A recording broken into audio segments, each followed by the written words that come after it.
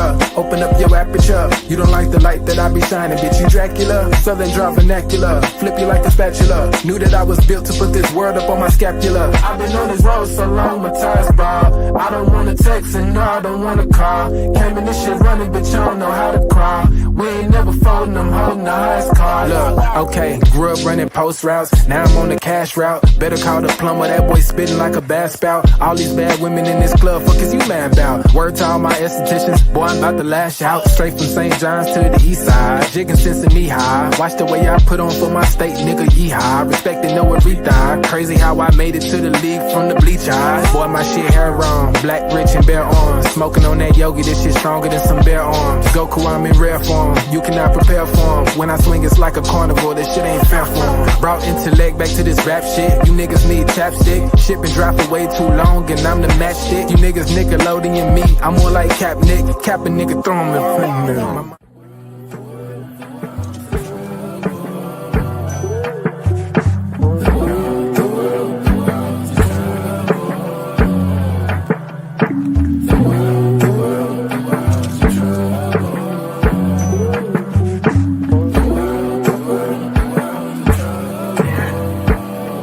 Party favors on the table, you can pick and choose. I would be lying if I said it, I don't get confused. I'm just a player in the game and I don't pick the rules. Why trouble always seem to find the ones with shit to lose. About to blow like we just lit the fuse. We double dutch into this dough, I get this shit in twos. Push the button, get it started, put that shit in cruise. A little dust up on his heart, I barely get to use. A fool flatters himself, a wise man flatters a fool. Man, I just came to get it started like mechanics with tools. Cause in my hood, if you don't pack a tool, you planning to lose. These young boys deserve Oscars, they be acting a fool. A couple loose screws, but they hammer accurate. Ooh, I know some niggas stuck on drugs and manufacture it too. School of hard knocks, we all got our bachelor's food. No cap and gowns, but we all had the master. Party favors on the table, you can pick and choose. I would be lying if I said it, I don't get confused. I'm just a player in the game and I don't pick the rules. Why trouble always seem to find the ones with shit to lose.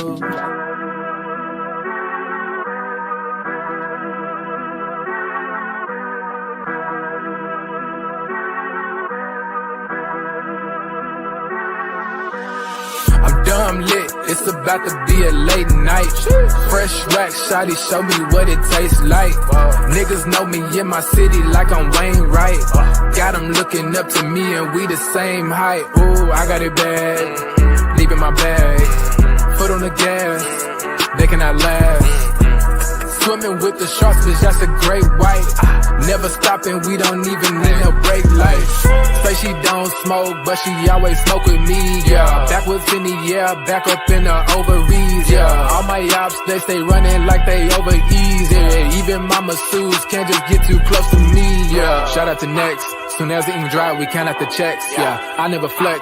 I bought up a business, you bought up a section. I'm at the top of my class, yeah. Y'all never learned from your lesson. Skywalker gave me the force, yeah. Turn this into an obsession, yeah. I couldn't wait on the team, cooking shit up with just me rolling play, yeah. Things never are what they seem, but we know the facts, yeah. Charging that shit to the game, but now I pull up with a battery pack, yeah. The bigger they are, the harder they fall, and we can just leave it at that. I'm dumb lit, it's about to be a late night.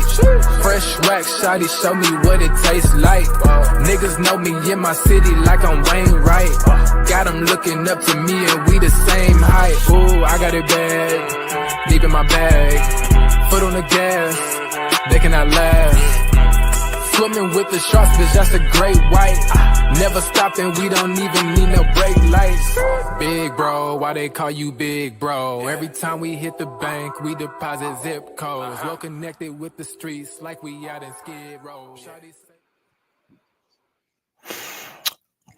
What's good, everybody? Welcome to the Pull-Up Show. I'm your host, Mr. BJ Matthews, a.k.a. B. Just before we get started, follow us on the YouTube page, the Pull-Up Basketball Podcast. Like, share, subscribe. All of our YouTube videos, hit that like button. Y'all coming here. Hit the share, subscribe. Hit that Cash App. $ Slick Rick 1991 Son. $ Slick Rick 1991 Son. As well as you guys do not have Cash App, make sure you guys get the super stickers and super comments that are available. Very, very simple. All you guys got to do is make sure y'all go into that chat box to make sure you guys hit that $ symbol. You guys can donate to the Pull-Up Basketball Podcast at your own discretion. Continuously support us at the Pull-Up Basketball Podcast as we give y'all this daily, weekly, monthly, yearly love on LA Clipper Talk. let's get it popping. We're gonna talk about the game last night. We're gonna talk about some other things as well. We back at it. It's a live show, so y'all get ready. Excuse me. To enjoy a great live on this beautiful Saturday morning, afternoon. Some people are on different parts of the earth.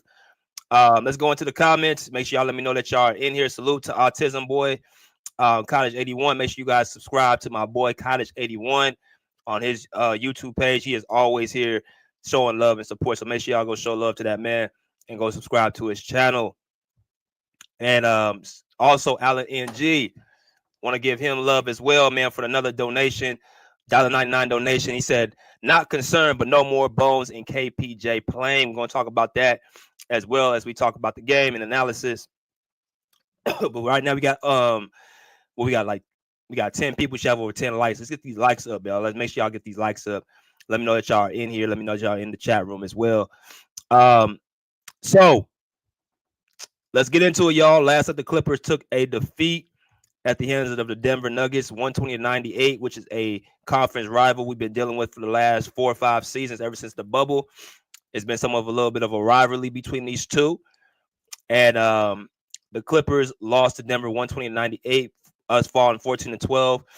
And we're also the 9th seed in the Western Conference. The Denver Nuggets are 13-10, right? They are 13-10. Right now, I think they believe they're the 7th seed in the Western Conference.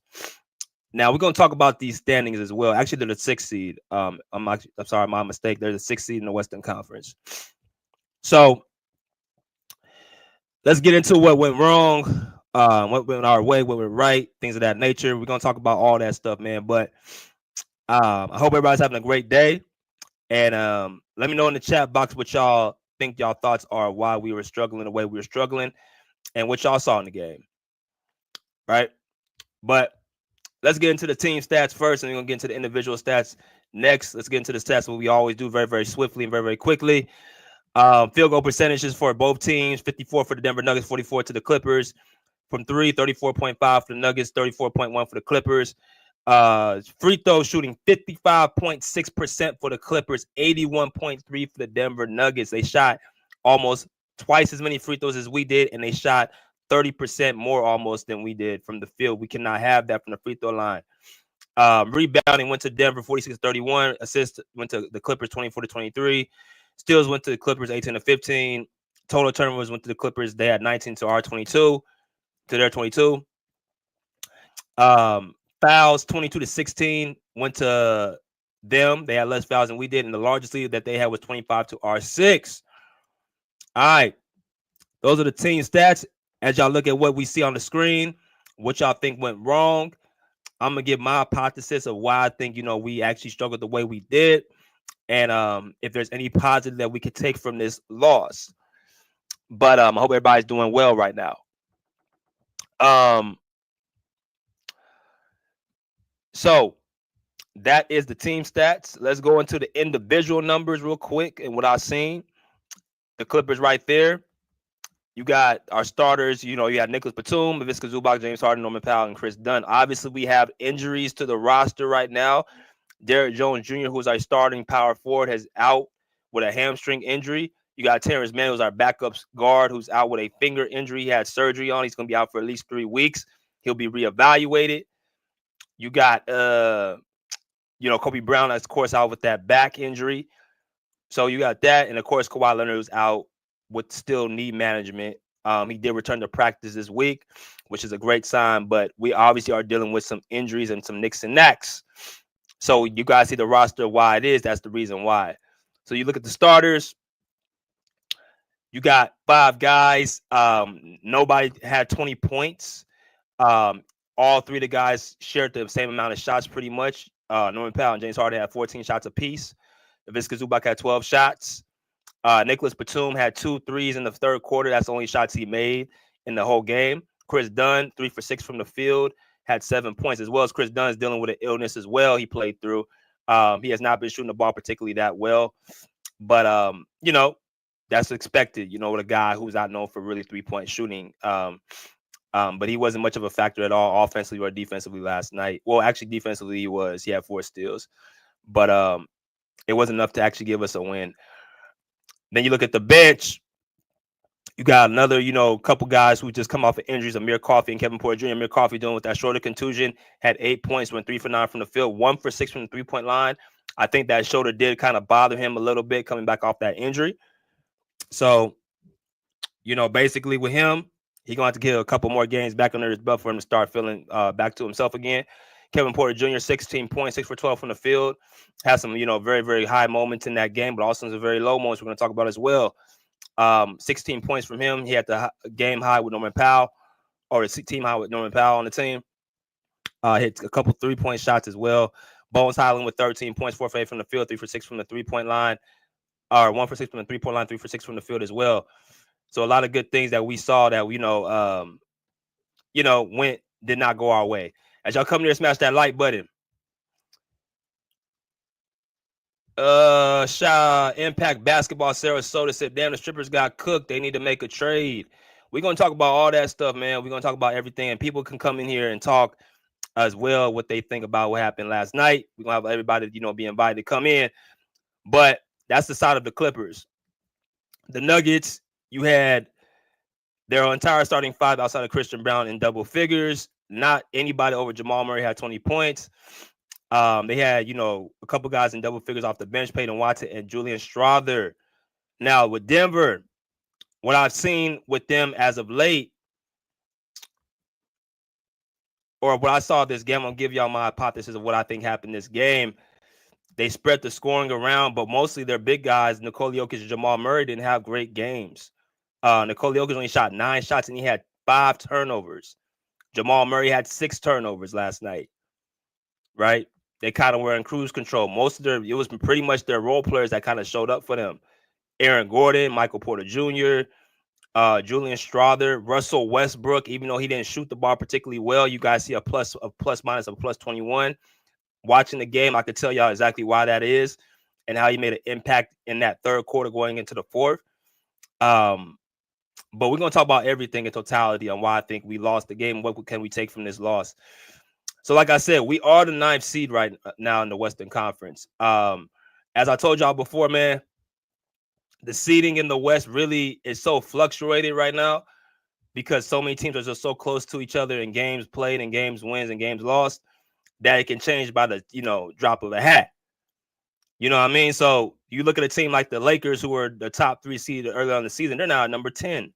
And they're going to pretty much continuously keep dropping because of the coaching of JJ Redick, or the non-coaching of JJ Redick, and the inconsistency now of LeBron James, who is out taking a break from the team, which nobody knows why.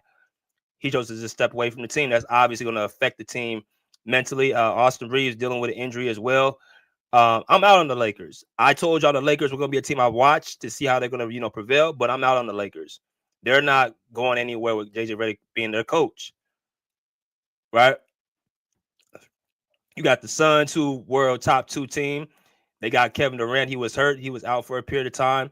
That's what made them go down in the standings, but they're going to be making their way back up to that top 4 seed, in my personal opinion. They just were dealing with injuries. Devin Booker's been inconsistent shooting the basketball as well, but I think they have enough to, get back into, the prevail. Minnesota, they're at the 7th seed. They were at a play-in situation just about a week ago. Now they're in the 7th seed. They just beat the Lakers last night. Denver Nuggets, they were, a bottom, 7 to 8 seed. Now they're back at the 6th seed, right? So a lot of these teams understand, and this is something I want to clear up too, the Clippers played such a hard schedule, when in reality, it wasn't about the competition they played. It was about the amount of games they were playing. I'm going to say that again slowly. When people talk about how tough the Clippers schedule was, it had nothing to do with the competition. It was about the amount of games they were playing in the month of November. So that's why I took that with a grain of salt when people talked about how, it looks so great the Clippers are winning all these games, when in reality, we were just pretty much holding ourselves above water. But now what that does is you see all these teams that didn't play the same amount of games as we did, they're going to get the opportunity to surpass us even more because they got more games to play than we do. We played 26 games. Phoenix, Minnesota, Denver, Golden State, Dallas. These teams ain't played 26 games yet, right? Houston, OKC got 24. Like, these teams ain't played 26 games yet. So they're going to have the opportunity. Hell, even the Lakers, even the Spurs. Like, these teams ain't played 26 games yet. So they're going to have the opportunity to even go farther into the seeding. So, like, I guess my point is that it's so nip and tuck that we have not created enough separation to have the ability to lose games like that. As y'all come here, smash that like button. But what I will say is we had an opportunity to. We've been doing as good as we can. What we've been having, deal with the injuries and playing certain teams and things of that nature. So back to last night's game against Denver. Look, there were a number of things that I seen that was wrong. First off, we didn't come in prepared to play. And when I say we, I'm talking about James Harden, Norman Powell. We're going to start with the top. Norman Powell with 16 points, 3 for 10 from the field, from the 3-point line, 6 for 14 from the field. Obviously, Norman Powell is our leading scorer. He's a guy that's supposed to put the ball in the basket. He's averaging 23.2 points per game off of 48% field goal shooting from the field. Yesterday was one of his worst shooting games last night. I think he missed one game. He missed a couple games because of, the hamstring injury as of late. He was out 6 games before that.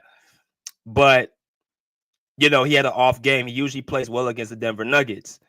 And unfortunately, that was not the case yesterday. And the shots that he was, shooting, he usually would make. Coming off a curl, 3-point shot, catch and shoots, or would it be, an isolation dribble? You know what I'm saying? Like that, those are shots he usually would tend to make against Denver, especially the first 2 minutes. But he was obviously off last night. 6 for 14 from the field is a little bit below average. 3 for 10 is well below average from the 3-point line. So he didn't have it going.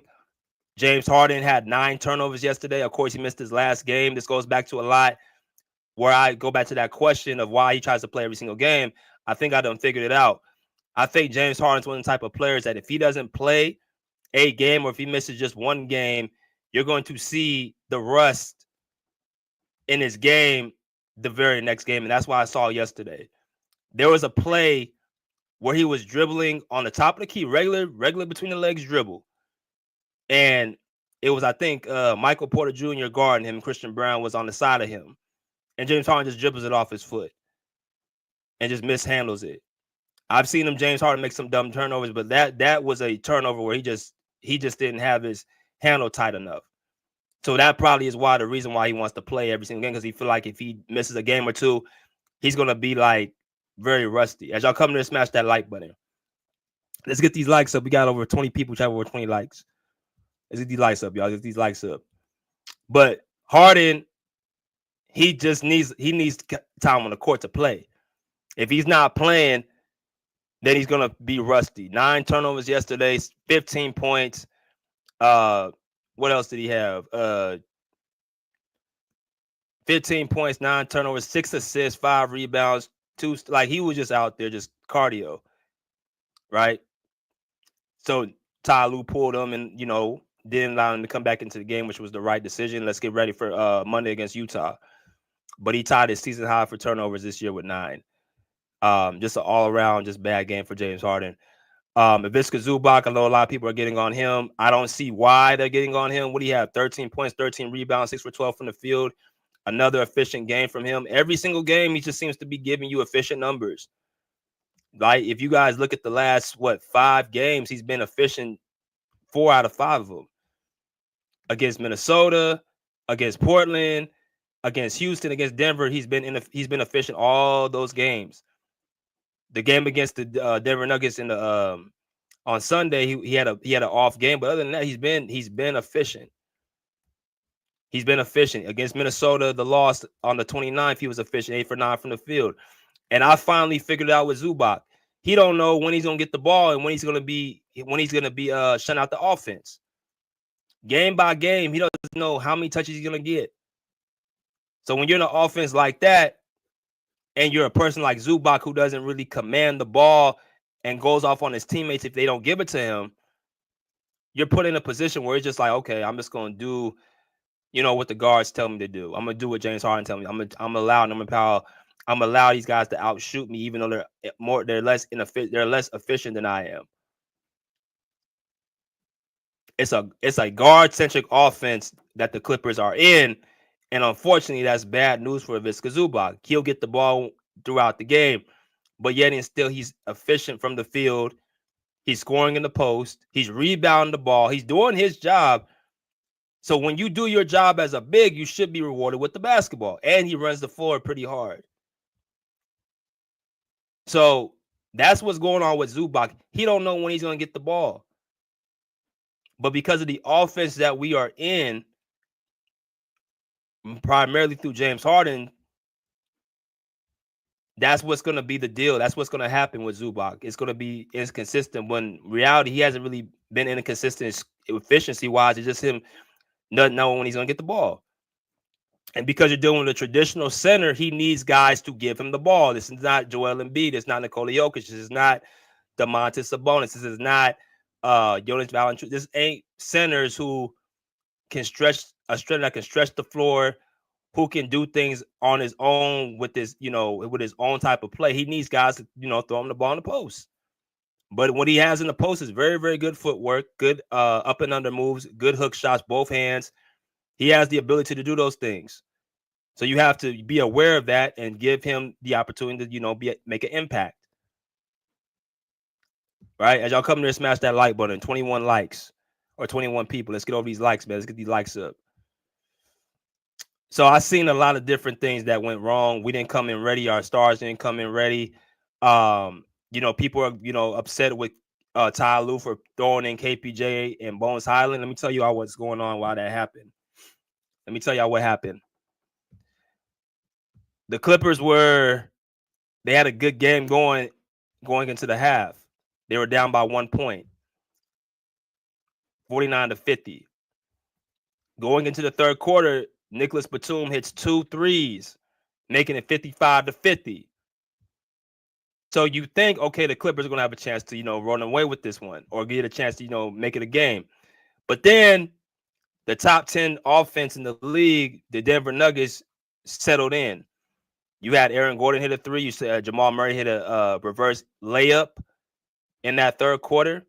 They outscored the Clippers 22-35. Right? So they were able to hit shots. They were able to make a run. And they just, settled into their offense that they've been doing for the last, 4 or 5 seasons. Right? Staying consistent on their home floor. But the real thing that really helped, and people might have not saw it, that really kind of gave him that edge going into the fourth quarter was Russell Westbrook having, 3 steals yesterday, have a plus minus of a plus 21. He shot the ball not that good, 2 for 9 from the field, but it was his defense. And this is where Mike Malone is a smart coach. He's saying, okay, I'm not going to worry about Russ if he's not scoring the ball at a high level. He's averaging 11 points per game right now, 3.9 rebounds and 6.3 assists off of 39% field goal shooting. That's pretty good for a point guard that's off the bench who's getting limited minutes. His field goal percentage could be a little bit higher. But as far as him scoring and assisting the ball, and he's doing what he would do if he was starting. If he was getting starter minutes, he would be averaging somewhere between 20, probably like 15 and 20 points. Right? But what Russ is doing and what his impact and what Mike Malone is smart enough to understand is I can use this guy on the defensive end. He swiped the ball, stole it from Jordan Miller. He picked off Bones Highland. He stole the ball from Kevin. Bones Highland, there was a play going into the fourth where he stripped Bones Highland from behind, and they went down, and the shot clock went off. So his presence defensively is what helped the Nuggets keep that momentum going. It gave them more energy. And stuff like this can't be shown up on the stat sheet. But there's a reason why his plus minus was plus 21. Now, not all the time I go by plus minus. I watch the games, but I'm watching the game and saw what his impact was on the defensive end. Now, there's the good news. I still think we have the ability to beat Denver fully healthy because, like I said, we were missing Derrick Jones Jr., Terrence Mann, Amir Coffey coming off that shoulder contusion. Obviously, his three-point shooting was not where it was supposed to be last night.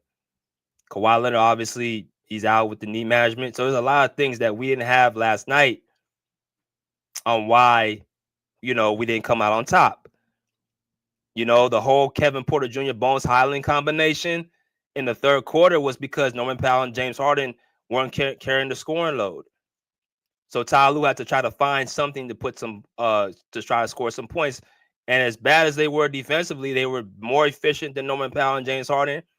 And they scored just as much in less time. So to keep that from happening, from Ty Lue to experiencing that, James Harden and Norman Powell have to be more better on the offensive end and do what they've been doing for the entire season. They've been the two scoring options, even though I think Zubac should be the second scoring option. When your shot's not falling, you're not scoring the ball, he's going to be forced to go deeper into his bench. Unfortunately, that backfired because that allowed Denver to exploit their guard play, which is entirely too small against a team like Denver. They got some good defense. Like, here's the thing about Denver. I know their bench is not quote unquote analytically good as far as offensive rating, but I'm again looking at the team that they have off the bench. Julian Strawther, who can shoot the three, who's a good, active player. You got Peyton Watson, who's a good long athletic wing as well.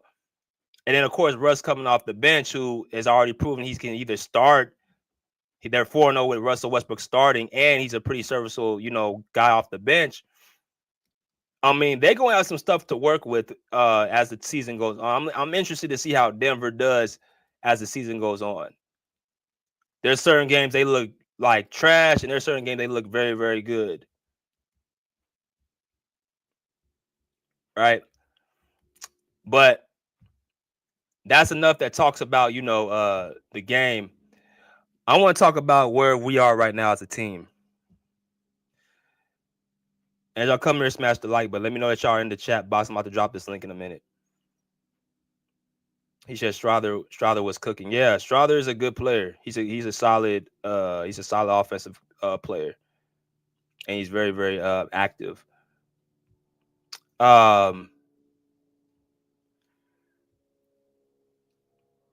The Clippers right now is in the 9th seed. Is something that,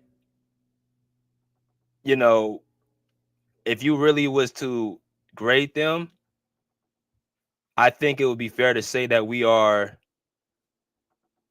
at least respectable because we're holding ourselves above water. And like I said, we have the ability to move up or down. This December stretch is going to be very, very vital.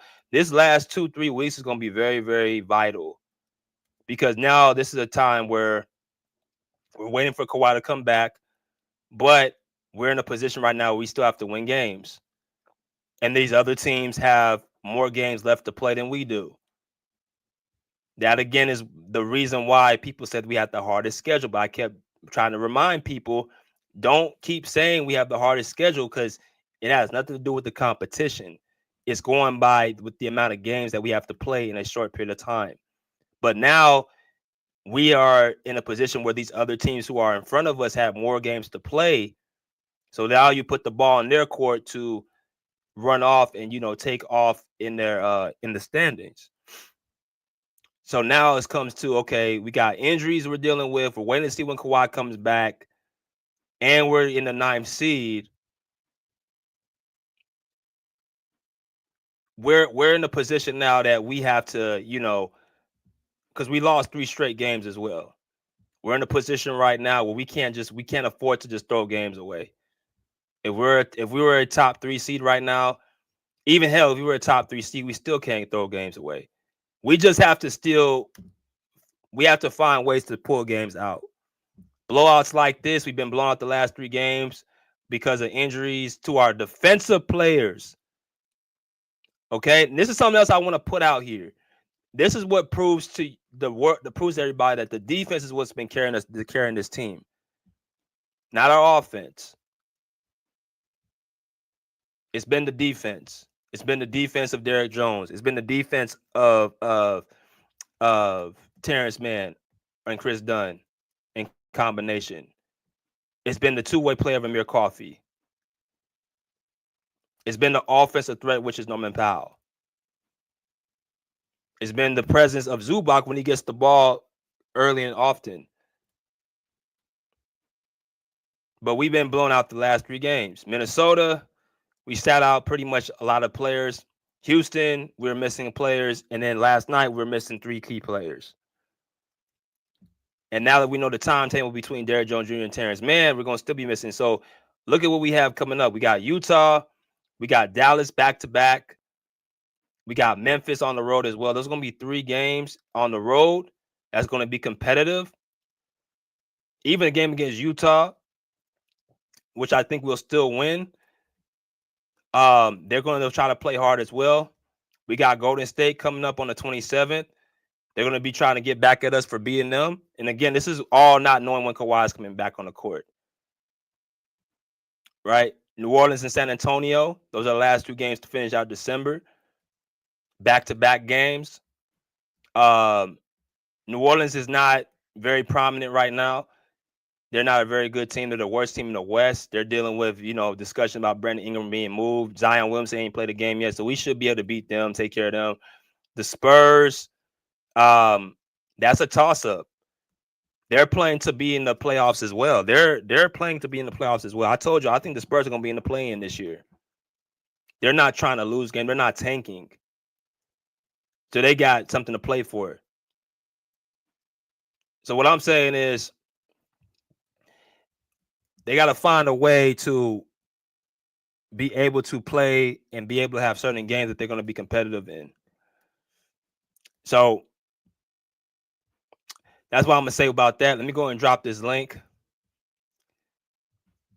and show y'all what we have to talk about, man. If y'all want to come in here, let me know if y'all got a question. Make sure y'all let me know in the chat box, y'all, if y'all have any questions about last night's game.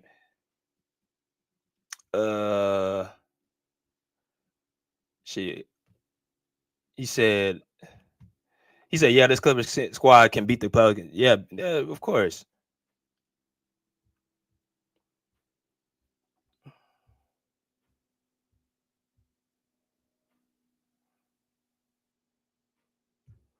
He's saying I'm here and Claude might play tomorrow. You have your he's not. Oh, you talking about Monday, Deuce? Yeah, Kawhi ain't playing tomorrow.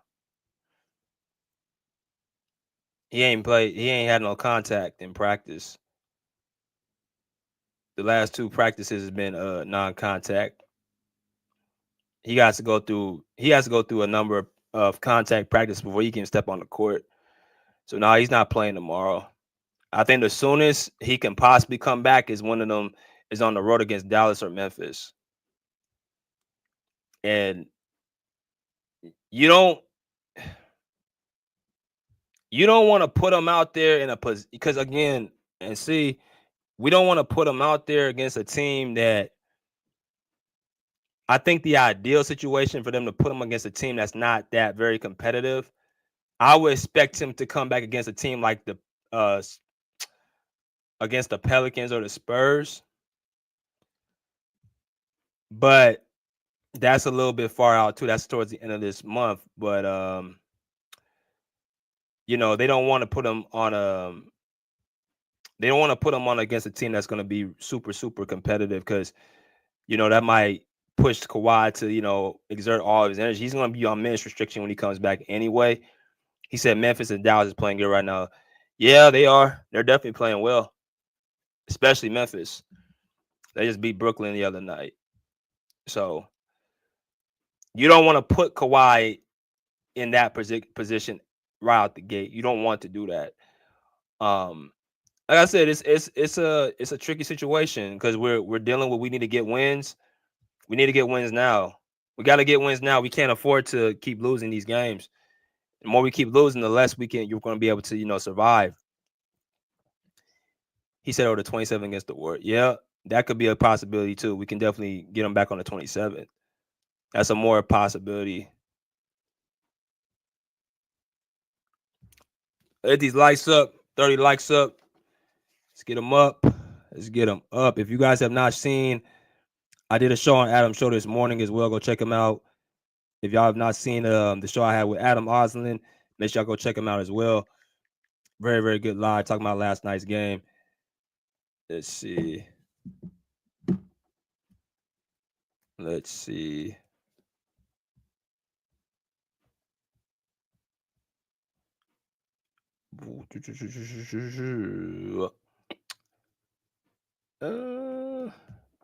He said they can improve to 15 and 12. Yep. Yeah, man. The West is deep. The West is all the way there. The West is the depth of the Western Conference is something where you look at it like, oh, you know, everything is just kind of nip and tuck. Everything is just right there for the taking. But there ain't no real dominant force team in the West.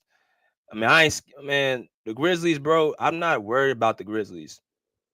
I'm not worried about them. I'm gonna make a video about the Grizzlies too. They have proven nothing to be more than a regular season team. And then you got Jaren Jackson leading them in scoring, bro. I am not scared of a team led by Jaren Jackson. I want to say Ja Morant though has, I think, matured his game.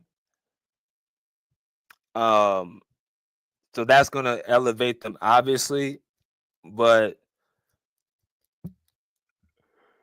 as far as the postseason goes against Memphis, I ain't worried about them. I'm not scared of the Memphis Grizzlies, bro. The Rockets, I'm more concerned about the Rockets than Memphis. He said the offense is really struggling right now. Clock, I get back. Well, that's just it, Deuce. We don't know. Like, even if Kawhi comes back, I wish JM was here to explain this shit because he made a good point.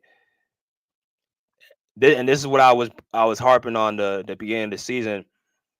The Clippers are going to have to decide what offense are they going to be running. They're going to be running the James Harden offense, or they're going to be running the Kawhi Leonard offense. There's two different offenses that they have to run. And with Harden's offense is what we've been doing with the whole season. That's what they've been doing with the whole season.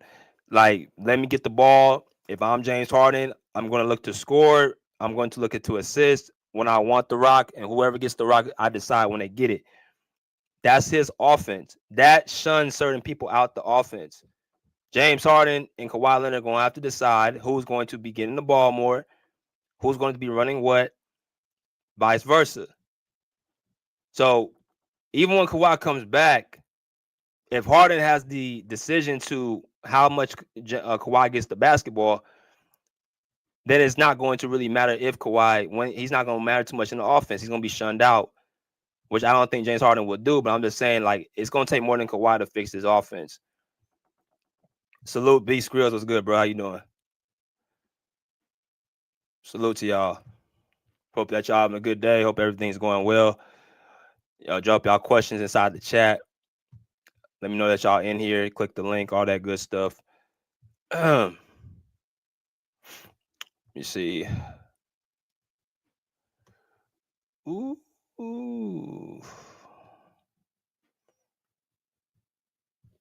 It's amazing how these dudes come out of nowhere when the Clippers are struggling. Sometimes I be feeling like y'all got some burner accounts just to come in here just to try to, you know, talk trash. It's all good though.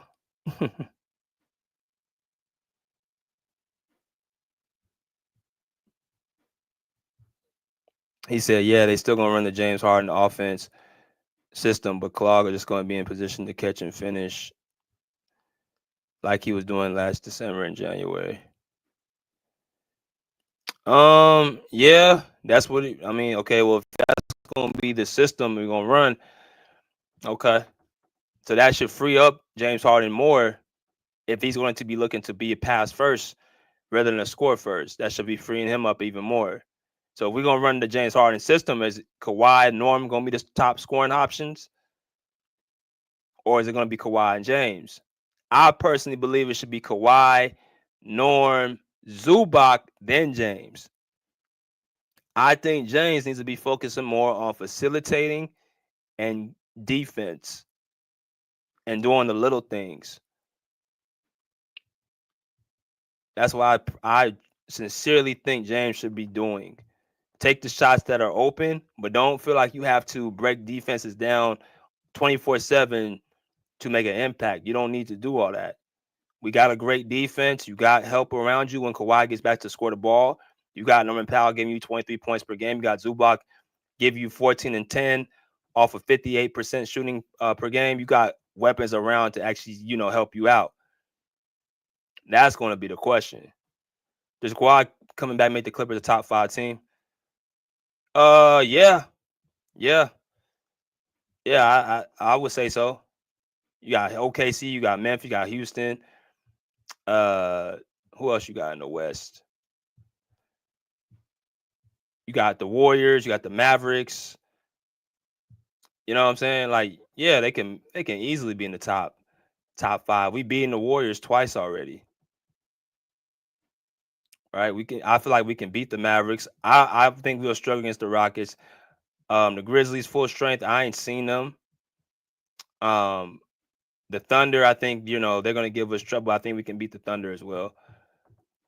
Like I said, I have not. I got to see in the playoffs with the OKC Thunder when it comes to matchups. They're the number 1 seed last year, and they got played off the court. So, yep. How funny would it be to have Hardenstein play us in the playoffs? Our former center, our former big man. That would be wild. That would be extremely wild.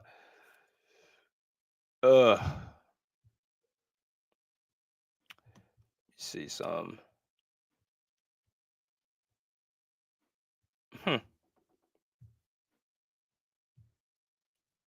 Man. And what y'all think about the season so far? Let me hear what y'all thoughts are in the comments. What y'all think so far about the season? Are y'all satisfied with what's been going on? What would y'all give it to, like an A and a D? I'm gonna give y'all a chance to kind of, give y'all thoughts. What y'all give it to, an A to the D so far in the season? How we been playing? How's the team been gelling? The consistency, non-consistencies, all that. I want to hear all that in the comments. How would y'all grade us this year so far with an A through D?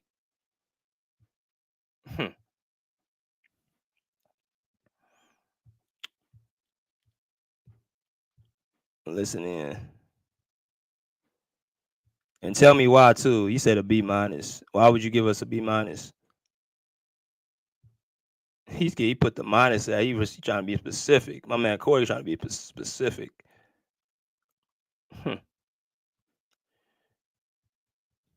I don't think no one would give us a F, because shit, we still in the still in the hunt. We still in the dance. So I don't think we'll get like an F. That's why I didn't put it on as an option. But what would y'all give us? Rank us through an A through D?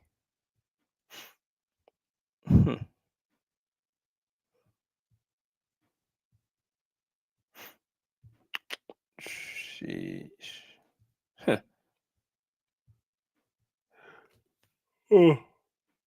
Excuse me. Yeah, I'm sorry, y'all, man. I'm running on no team, no sleep. Just on the rim, just trying to get everything settled in for y'all, man. I will be at that game Monday as well. So, man, that's what's good, brother. What up, BJ? How you doing, man? Man, just running on no sleep, bro. But how about you? Oh man, yeah, you sound like you can use a good nap. For real. Yeah, it's all good, man. Just want to come on and just give my 2 cents on last night's game, and as usual, my thoughts on the Clippers. listen, I mean, Denver outplayed you guys. You know what I'm saying? I mean, I think the third and fourth quarter, they scored 35 points in the third quarter and 37 in the fourth. That's unacceptable for this defense. And so, when you give up 2 quarters like that, I mean, shit, what is that? 60, 72 points in the second half. You just can't have that. And so last night, your defense let you guys down. And then offensively, the Clippers didn't even crack 100 points. Norman Powell had 16. James had 15. Zubac had 13. Kevin Porter had 16. But, I mean, for you guys to win games without Kawhi Leonard, you need Norman to be much, much better, especially if he's going to play 30 minutes. James played 31 minutes. He only had 15 points. And here's the thing, when James sees that Norman doesn't have it going or the offense is struggling, he needs to switch his mindset to being more offensively aggressive because they didn't need the passive Harden last night trying to get guys involved and trying to get 10 assists or, you know what I'm saying? I mean, he only finished, 5 assists, 6 assists anyways. And so, I mean, he wasn't even dominant from that standpoint. But there's games where Norman is not going to shoot it well, and you need James Harden to be more aggressive offensively. And to be honest with you, it's not even about making or missing shots. I mean, that's going to happen. But just him being aggressive is going to open up the offense for other people. And so, you guys just couldn't score the basketball like that. And then defensively, I think in the second half, you guys didn't play well on defense. So there's not much to take from this game. I mean, you guys played a decent Denver team. I mean, I don't think nobody needs to overreact. I mean, it's a game on a Friday night in Denver, if I'm not mistaken, and you guys lost. That's cool. I mean, you're still 14-12. I mean, they're 13-10. So, I mean, it's okay. You know what I'm saying? Again, I mean, the job is to stay afloat, right? Hover around 500, maybe a few games above. And then when Kawhi gets back, then, you try to figure it out. But, they lost. Big deal. I don't think it's a big deal. You know what I'm saying? They just didn't have it last night. And some nights are like that. That's exactly what I said, too. I don't think they didn't have it. They went into the game. I just think, elevation and injuries and they, just certain games you just don't have, like you just come out of bed, just be like, man, I'm just not feeling today. Like I can kind of tell what type of day it's going to be. So yeah, I think, and with Harden, did you see this when Houston? Do you feel like when he misses a game or 8 games in general, do you think he loses a little bit of his rhythm? Like, did you see that when he was in Houston too? Oh, absolutely. Yeah. I mean, NBA players definitely thrive and operate off rhythm, game to game, momentum. And so, yeah, I mean, not that he missed many games in Houston. He was very durable. He didn't get injured much. But, yeah, I mean, when he comes back from a game that he's missed, yeah, it's going to take him time to kind of get his bearings underneath him. And I'd have been to tons of games where I can tell, BJ, I've been to so many games, bro, and I can look at a player and say, you know what, he ain't got it today. I can tell in warm-ups. I can tell the pregame shoot-around. I can just tell. And sometimes they prove me wrong, right? I mean, I'm not always right, but you can look at a player and say, damn, like, he just ain't got it today. Something's off about him. I mean, because guys, these NBA players operate off routine. And so when I see certain guys, routine is kind of hindered, because I'll give you a good example. Like here in SAC, certain guys just do certain things before the game. Like everybody knows it, right? I mean, guys know. So, for example, certain guys, well, it's BJ. Certain guys on the Clippers come out early and get their shots up. Some guys don't do that. Like they'll come out in warm-ups and that's their warm-up or whatever. So if I see certain players and their rhythm is changing, then something's going on. Something's going on. I mean, they got personal lives going on. Like, this shit just ain't basketball, man. I mean, they just like me and you. I got kids, family, wives. You know what I'm saying? They get into arguments. There's financial situations. So, I mean, we can't expect them to be, just on point game to game. But to answer your question, yeah, I've seen Harden, his rhythm broken or be lackluster after coming back from missing a game. And that's okay. I mean, it's cool. I mean, it happens. And so, yeah, I have. Gotcha. As y'all come in here, make sure you guys hit the like, man. 30 likes in here. We get these people inside. Hello to Bruce. What's good, Bruce? Appreciate you coming in, bro. What up, Um, Bruce? what you think of some of the teams in the West that kind of really catch your eye? I know your Rockets are playing very, very well. Yeah. They're one of the teams I actually look at is going to give us a problem, even with Mm-hmm. Kawhi going to be on the court. I think y'all well coached defensively. Y'all really good. Y'all got athletes. Y'all young. You got Yep. some championship DNA there with Fred VanVleet and Mayu Udoka. You got Dylan Brooks, who he don't get talked about enough. No, you Just how don't. much of a guy that really sets the tone for his team. Mm-hmm. So what's some of the teams Well, to give first you? and foremost, I'm gonna see Denver's here on Monday. So Denver's in Sac on Monday playing the Kings. So I'll get a chance to see them up close and personal this year. So I'm curious to see how their offense is up close and personal. But my thoughts on the West so far is just I think the Rockets are the surprise of the whole NBA, 17-8, a top 2 defense in the league. Now their shooting isn't the best. I think they're like 25th in shooting, but their defense carries them game to game. The Thunder are still getting it done without Chet with injuries, so that's a good thing. And I think the Mavericks have had a good run as of late. They lost to OKC recently, but that's okay. I think that so for me, I think the Mavericks is a team that I think is going to get back to the finals. But other than that, I mean, the T Wolves have been a little disappointing. I mean, they won last night, but their offense is still stagnant. The Suns have been disappointing. Kevin Durant can't stay healthy.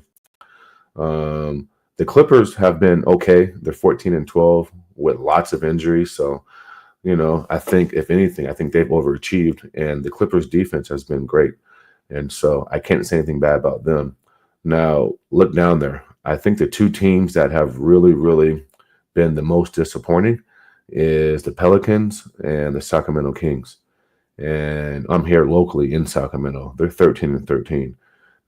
That's unacceptable. Their defense has been better as of late. They won 3 straight, but they got problems closing out fourth quarters. And DeMar DeRozan hasn't been the best fit. He's a good player, but it's impacting Keegan Murray and it's impacting Keon Ellis play on the court. So I think the Kings and Pelicans have been the most disappointing. I'll throw the T-Wolves in there as well. But the surprise so far is probably the Rockets, which that's my squad. So, yeah, man. I mean, yeah. So I would say the Rockets. Gotcha. Let's go to my man Bruce. What's good, Bruce?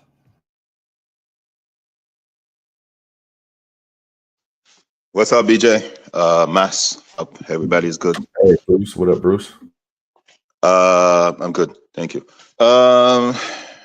Clippers lost last night. Denver finally beat the Clippers this season. Clippers dealing with injuries. What I saw was Westbrook is playing really well. I think he could be 6th man of the year. MPJ had a decent quarter. What's his name? Jamal. I think he played one of his best game this season. So Clippers had a good jogging game. So on to the next. In regards to other teams in the conference, I remember when we're giving the teams that we could see making the playoff, and I said Rockets because I said Sengun. Watch out for Sengun. People were laughing at me. But now I hope those same people are still laughing because the issue I have with Rockets is, I don't know if Mass agree. It's Green. I think he needs to, if he grows up a little bit, like 2 more years mentally with the decision that he makes, I think the Rockets could make some noise in the playoff because I think he's the one holding the team down. I think the Kings are missing some of the players that we thought us watchers, we think that they're not that good, but the Kings are missing those players. I think Mitchell and Barnes. I think they had an impact on the locker room. I think, in my opinion, for the Kings. I think the Warriors, if they figure out the turnovers, they could be a good team. I think Kuminga has to grow up for the Warriors to be better, and they have to make the free throws and stop doing the stupid turnovers. And they led a lot of games. They were beating the Rockets, and then they started to be fancy with the ball. That's why they lost that game, and blaming the referee, even though I think the referees had made bad calls, but I think the Warriors beat themselves against the Rockets. But the Rockets didn't quit, so and they underestimated the Rockets. So at the end of the game, that's why they lost. But I think the Warriors quietly play. I think they are a good team. If someone underestimates them, they can surprise one team or two. And I think if they play OKC, I think they can beat OKC. Bruce, I like your thoughts on Jalen Green. I agree 1,000%, but I'm gonna flip it on you just a little bit.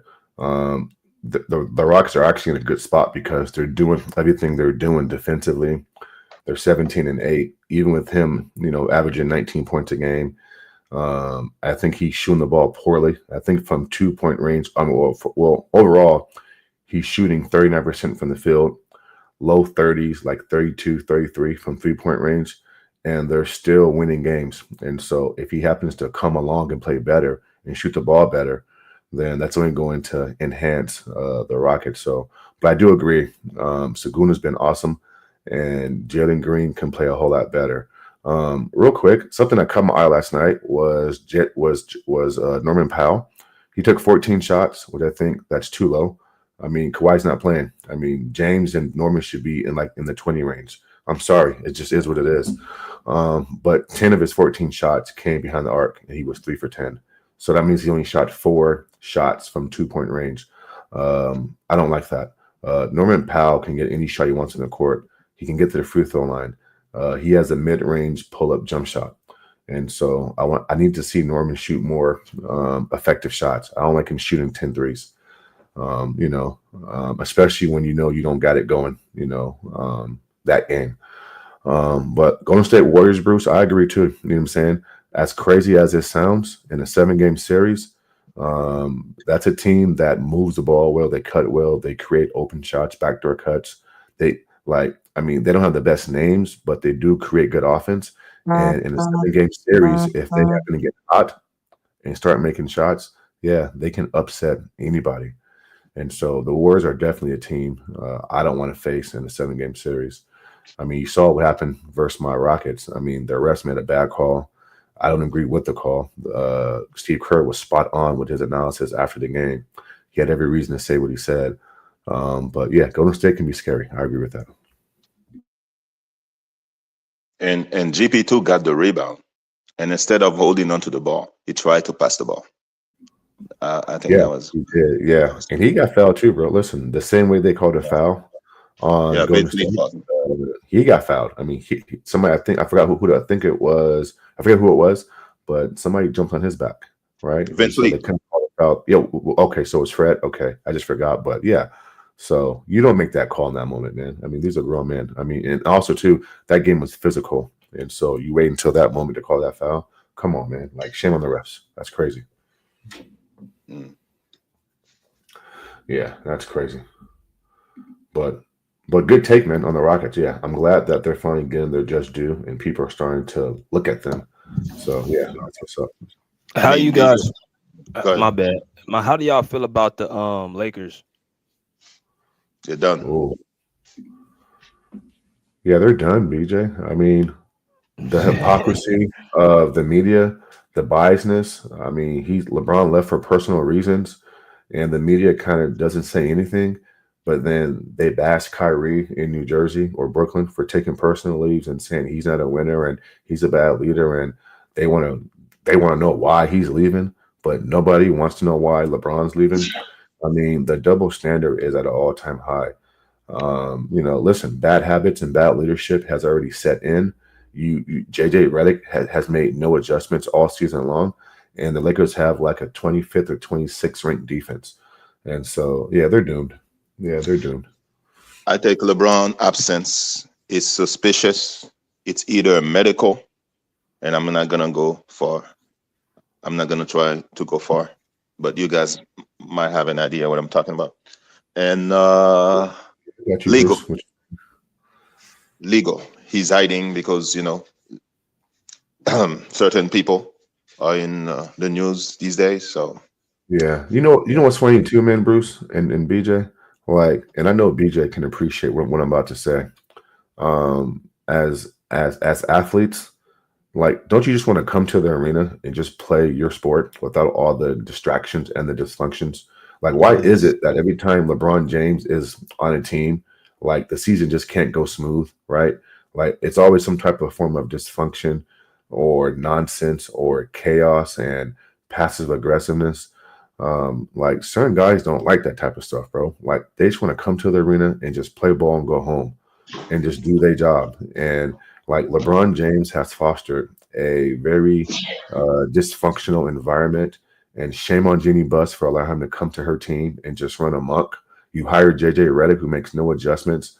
You know what I'm saying? He calls out everybody else, but doesn't call out LeBron James. So therefore, you can't even coach the team. If I can't get on my best player, if Ty Lue can't get on Kawhi Leonard, then he can't get on the 10th guy. He just can't. Like, I mean, that's bad coaching. And so, but what do you think, Bruce? I mean, the level of dysfunction in LA with the Lakers, and it starts and ends with LeBron James. I mean, what's your thoughts on that? that's part of the reason why LeBron James is not high on my list of top 10 greatest players of all time. Because playing basketball is mental too. If I have to deal with someone all the time, I have to answer questions, or I have to deal with your selfishness or your ego. Yeah. I mean, I don't want to deal with that. And he gets away with things with other people. I agree with what Master said. He gets away with things with other people do not get away with. There would be reporters like, "Where is LeBron?" Whatever. But he gets the benefits of the doubt. I don't know if he's that powerful or something. But I don't know LeBron. I don't know him personally. So I'm not wishing he will or whatever. But this is suspicious to me. Suspicious to me. Well, what's crazy is the Lakers are in town next week. Matter of fact, BJ, they're here Friday and Sunday, the 19th and 21st.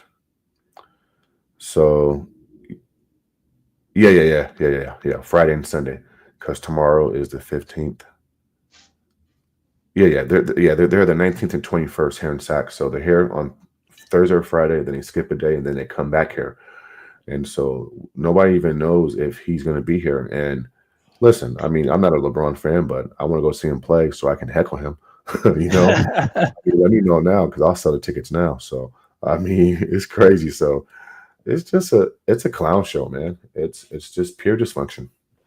They act like they don't care what people say. But when people were mad that his son was not playing on the road, all of a sudden his son is playing on the road now. So yeah, they act like they don't listen to people. They listen to people.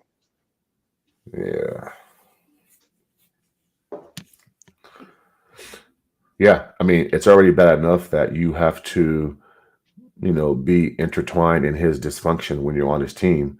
And then your individual skill set, like if you're a point guard playing with LeBron James, you can't be a point guard. You have to be a spot up shooter. If you're like a 4 or 5 and you rebound, you can't rebound like he wants to rebound. You know what I'm saying? It's like he wants to do everything on the court, and he wants to disarm you.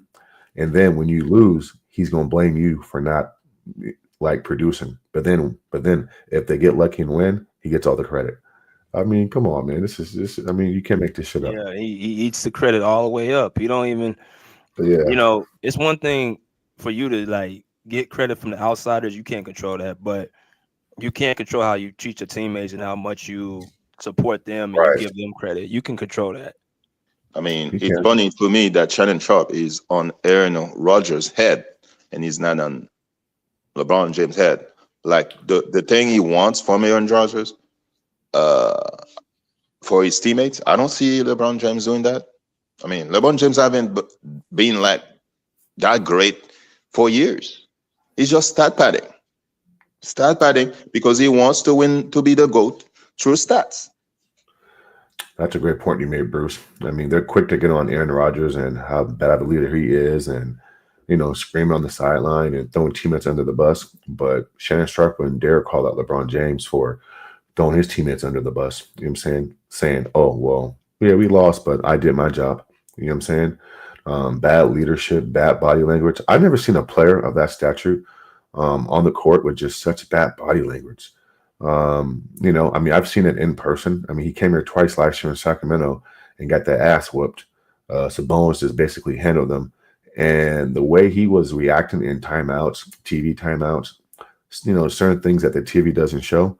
I mean, it's crazy, man. Like, I mean, you talk about a crybaby. I mean, he is a crybaby. That's a fact. Shit, I'm interested to see what happens the rest because I just think LeBron don't like to be embarrassed. I mean, nobody does, but I think really his ego. That's why you see, he's taking a break or he's taking rest because he kind of sees what's happening, the writing on the wall. Like they JJ Redick don't have the answers, and I think Darvin Ham and Frank Vogel were coaches that they really didn't appreciate. Like Vogel got you to your first championship with the Lakers, and then Darvin Ham got you to your only conference finals appearance. Like you didn't appreciate them coaches. You went off and got JJ Redick. I mean, Yeah. the podcast coach think that he was better than Darvin Ham. So it's funny when you sit down and you see. I criticize coach when you go too far. Like, man, come on, it's obvious. But him, he was like on Doc Rivers. I'm not a Doc Rivers fan, but thinking that he's better than Doc Rivers. I mean, you didn't earn the job. You know, he didn't earn the Lakers job. No, he didn't. I mean, and he's starting to see how difficult it is to coach a LeBron James led team. And here's where I really want to dive into a little bit.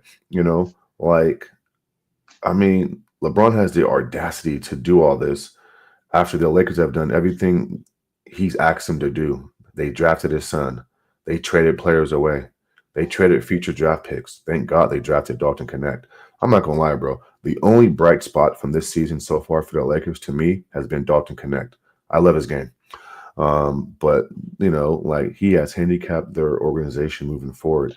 I mean, he's pretty much left them in shambles when he leaves. And he wants to leave. I mean, I can only imagine what AD is saying behind the scenes. And real quick too, Bruce, shame on AD, bro. AD has no balls. He has no backbone. I mean, why is he not saying in the media, say, man, I need the ball in the fourth quarter. I need touches. He's just following LeBron around like a little puppet, scared to stand up for himself. I mean, so the Lakers have done everything they're supposed to do or was asked to do, and LeBron James is doing this. This is what they get, man. I mean, the great late Dr. Buss, such a great owner, such a great leader, rolling over in his grave. This would never happen on his watch. You saw what happened in Miami. Pat Riley wasn't going for it. Yeah, it's my way or the highway. Adios. And so this is what happens when I'm not going to start that conversation, but Jenny Buss needs to go as well. I mean, she's a bad owner. I mean, she's tolerated just because she has a cute smile. Right. That's why she's tolerated. You're funny, Bruce. It's true. It's true because she's cute. You saw her on a magazine. Like, oh, okay. What is it called? MILF. Playboy. MILF? My bad. Yeah, Playboy, whatever. she's a MILF, whatever. What it's called. That's why she's tolerated. I mean, just because you won a ring in Disney with a bubble or mental ring, so they let a lot of stuff go from the Lakers. But the Lakers are like the Cowboys in the NBA. Yeah, man. And they man, from top to bottom, they just there's like they got that one championship and said that was it. Like even LeBron said, "Oh, I got you one already." Like Kobe would never say, "I got you one already." Like I mean, bro, this is a What? different He mindset. got you Oh my one. God, bro. I mean, Kobe said they don't celebrate division banners, and bro, it's about championships, not no championship, let alone in the bubble. And so it just it's just highlights the different mentalities, the way certain guys go about their business, in the sport of basketball. Like you said, BJ, Kobe would never say that nonsense. Like they asked LeBron James this season, like, is there anything else for you to prove? And he actually answered the question, which was dumb. He says no, but everything else is just, extra credit. I'll take it. Like, could you imagine asking Kobe, like, he'd be like, hell yeah, like I'm finna go compete. Like anytime I step on the court, I got something to prove. I mean, that's the sign of a great player, you know. So yeah, that's crazy. LeBron James is like a student. He's taking an open book test and still wants to cheat. So I mean, don't. He's not that impressive to me. I stopped being impressed by LeBron James when he lies, when he match. He's trying to buy the GOAT Yep. title.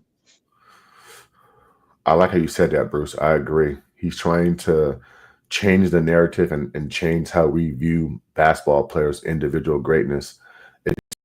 It's no longer about winning. It's no longer about leadership. It's all about stats and longevity.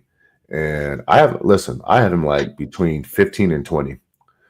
He's nowhere near my top 10, bro. Not even close. Not even close. You know what I'm saying? Not even close. TBJ, Massey is harsher than me. I just said he was not top 5. See, and you were like, come on, man. See? Come on, bro. Hey, not even close, bro. Listen, first of all, after 2011, when you get outplayed by a role player in Jason Terry and JJ Barrera, and you're playing with D Wade and Chris Bosh, which allows you to play free and wide open, where teams can't just trap and double team you because Chris Bosh and Wade's over there, which means you have an open floor to operate in, and your scoring average goes down 10 points, and you get outscored by Terry, and JJ Barrera comes in and out impacts you. That took him off the table right then and there. So ever since 2011, bro, like listen, I do shit for fun. But listen, bro, my friends will tell you guys, I don't even entertain this conversation, bro. It's an insult to Tim Duncan, Kobe, MJ, Kareem, Magic, Larry. Listen, I got Larry Bird as the best small forward ever. I got Larry Bird as the best small forward ever, a career 27 and 10 guy.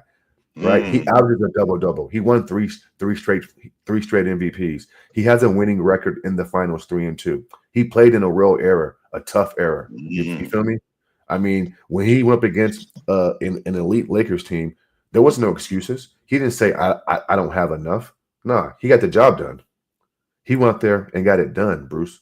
And so yeah, man, I got LeBron like between 15 and 20, and yeah. I mean, his championships are manufactured. My bad, bro. About the Larry Bird, my first time on this podcast, I said Larry Bird was better than LeBron, and somebody was mad at me because I said that. But remember that, BJ? Yeah. Said what? I said Larry Bird was better than LeBron, and remember that guy was mad at me because I said that. Yeah, I mean, as LeBron James' career goes, man, it's not helping; it's hurting him.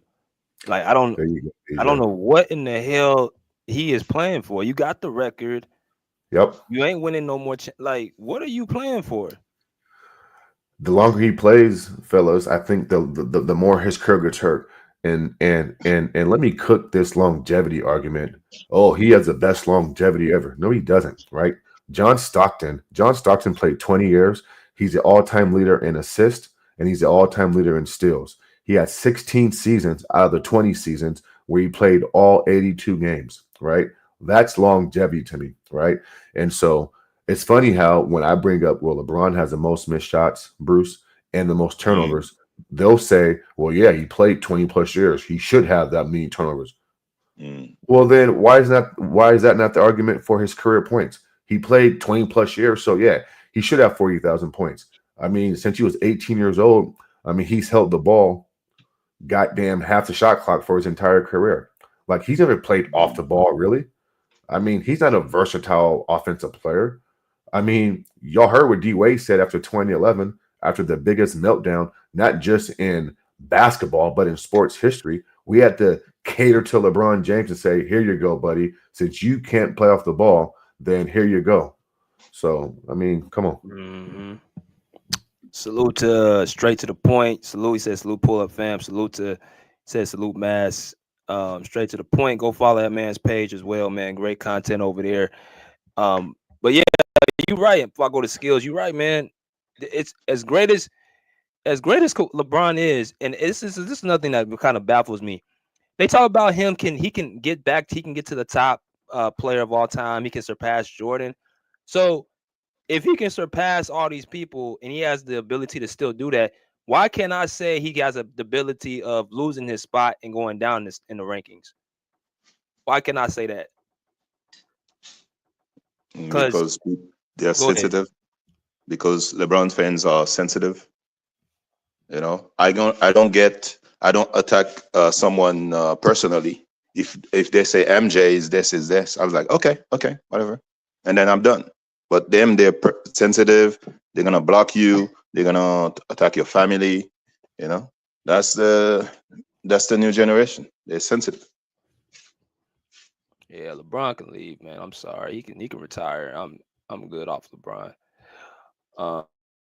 What's good, Skills? What it do, fellas? Everybody enjoying the Saturday? Yeah, man, we straight. Oh, yes, sir. What's up, Skills? Yes, sir. Yes, sir. That's what's up. Hey, man, I agree with everything y'all saying on Bron. Like, I've been ready for Bron to step to the side. And it's hard for me to say this because I'm pro-black. You know, I'm always about uplifting my brother. But his arrogance has just gotten out of control, man. And the monopoly he has on the game, it makes it not fun to watch, right? Like, you look at the top four teams in the West. We never really talk about those teams. It's always what the Lakers need to do, how much help the Lakers need, how much help LeBron need. Like, how much help does the man need? Like, he's already played with the most all-stars in NBA history. When his legacy is over with, you look back at all the people he done played with. He played with way more all-stars than Michael Jordan, Magic Johnson. I can just go down the list. Kobe Bryant. Like, this man has literally had a bucket load of talent and hasn't accomplished as much as far as championships is concerned and all defensive teams as a Kobe or a Jordan. And my thing is, if you're still chasing a man legacy and you've played 5 or 6 more years than that guy, it's over with. That's a losing battle. You're not replacing the people who really understand basketball. We understand what we see when we watch a Michael Jordan. We understand what we're looking at when we're watching a Kobe Bryant. And I look at LeBron James, and as great as he is, I'm like, man, you're more of a detriment to the team these days than a hindrance. You have people arguing with you that LeBron is still a top 10 player in the league today. And that's cap. He's not a top 10 player in the league today. And I think that does the young talent, you know, a discredit, because we're not talking about the Shea Alexanders, we're not talking about the Ant-Mans, we're not talking about, you know, the Rockets, we're not talking about the Boston Celtics and the talent that they have. We're talking about the Lakers and what he needs. We all knew it was going to be a disaster when they got JJ Redick in there. Like, we knew that was a disaster. Anybody with 2 eyes that could see knew that you're getting a head coach that has no head coaching experience, and that's who's going to come and replace Darvin Ham. And then you have people like Stephen A. Smith get on TV and say, hey, it's not JJ Redick. I think he's doing an incredible job. It's the team. Well, that's the same team that Darvin Ham had, and he had a better record up until this point than JJ Redick has. And then LeBron is gone. We don't know. He on a sabbatical. We don't know what he's doing. Now, if there was a Kawhi Leonard or anybody else, you know, that'll be number one on ESPN. Where's Kawhi? Why he not coming back? We didn't see an injury. We don't know what's going on. I need to know, you know, his personal business, where his kids at, where his wife at. But LeBron James, he gets a pass, right? And LeBron does things that really pisses me out because he'll say he don't like comparisons, but out of all the numbers you could have chose, you chose to wear the number 23. Well, you had to know that we was gonna make a direct comparison to Michael Jordan. You was the one that went on the record saying that, hey, my son is better than some of the players in the league right now. Okay, you pull the strings, you get your son into the league. I'm cool with that. I have no problem with it. I would do the same thing for my son. You get him in the league, but now when your son is not living up to expectations, hey, I don't want to talk about it. He a grown man. You ask him, but that's not what you were just saying a year ago. I remember when he was posting on Instagram, hey, this is comeback season. You come back, you have a trash season, you don't want to talk about it. So I think I'm ready for him to go, and I like LeBron. I got him ranked somewhere between the top 5 best players of all time, but I'm ready for him to go because he's a hindrance to the game at this point.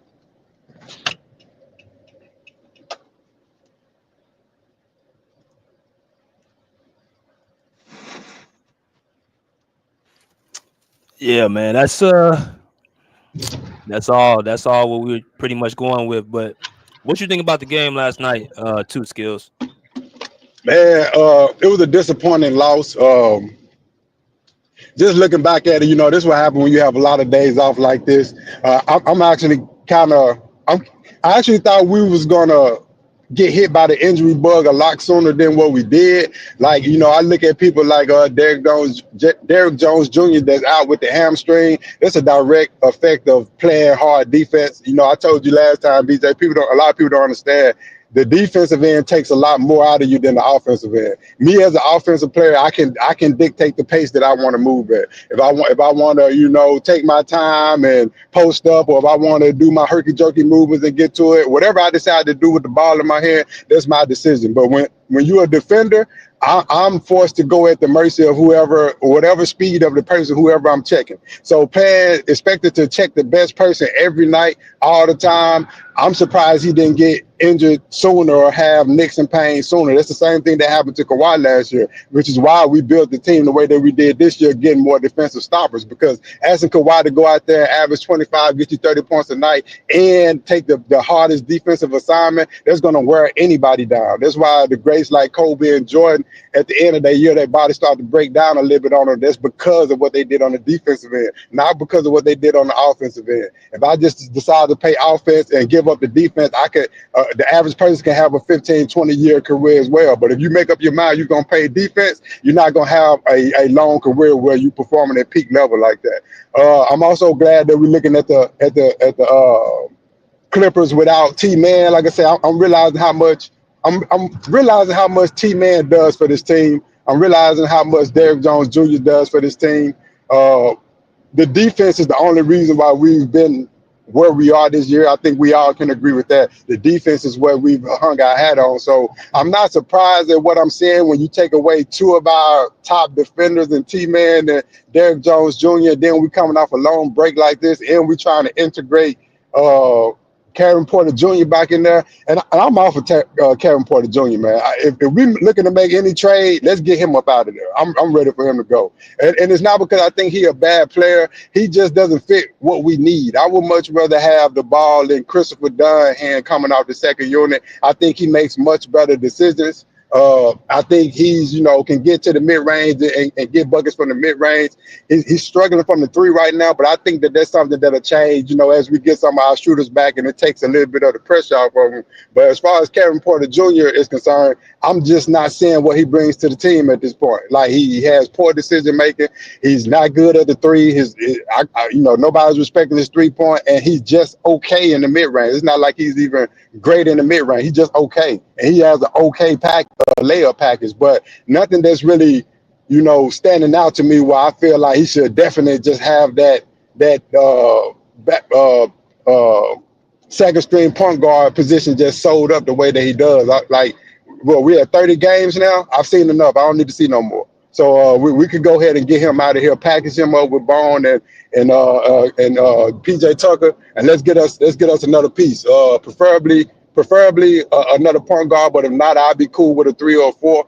But I'm ready to move off him. Also, coaching, I heard y'all ask what offense we gonna run. I think we should run both offenses. I mean, it would be crazy to have 2 players who were capable of running the offense through and we only run it through James Harden. I think James Harden should have the ball sometime. I think Kawhi Leonard should have the ball sometime. I think James Harden should bring it up the floor sometime. I think Kawhi Leonard should bring it up the floor sometime. I think you rotate. I think you keep the other defensive teams on their heel. We don't need to get them a heavy dose of the same thing. That's the problem that we're running into right now with Zubac and the pick and roll and Zubac not getting his touches. Like, we need everybody to be able to get their touches. So that means sometimes the offense need to run through James Harden. That means sometimes the offense need to run through Zubac down there in the post. And when Kawhi get back, the offense need to run through him in the mid-range. Like, let's run all of the offenses and see what sticks, see what we have the best percentages and best numbers with. But as far as last night's game, I'm disappointed in how we played in the second half. I'm not going to be too mad about it, though. I didn't expect us to sweep Denver this year. So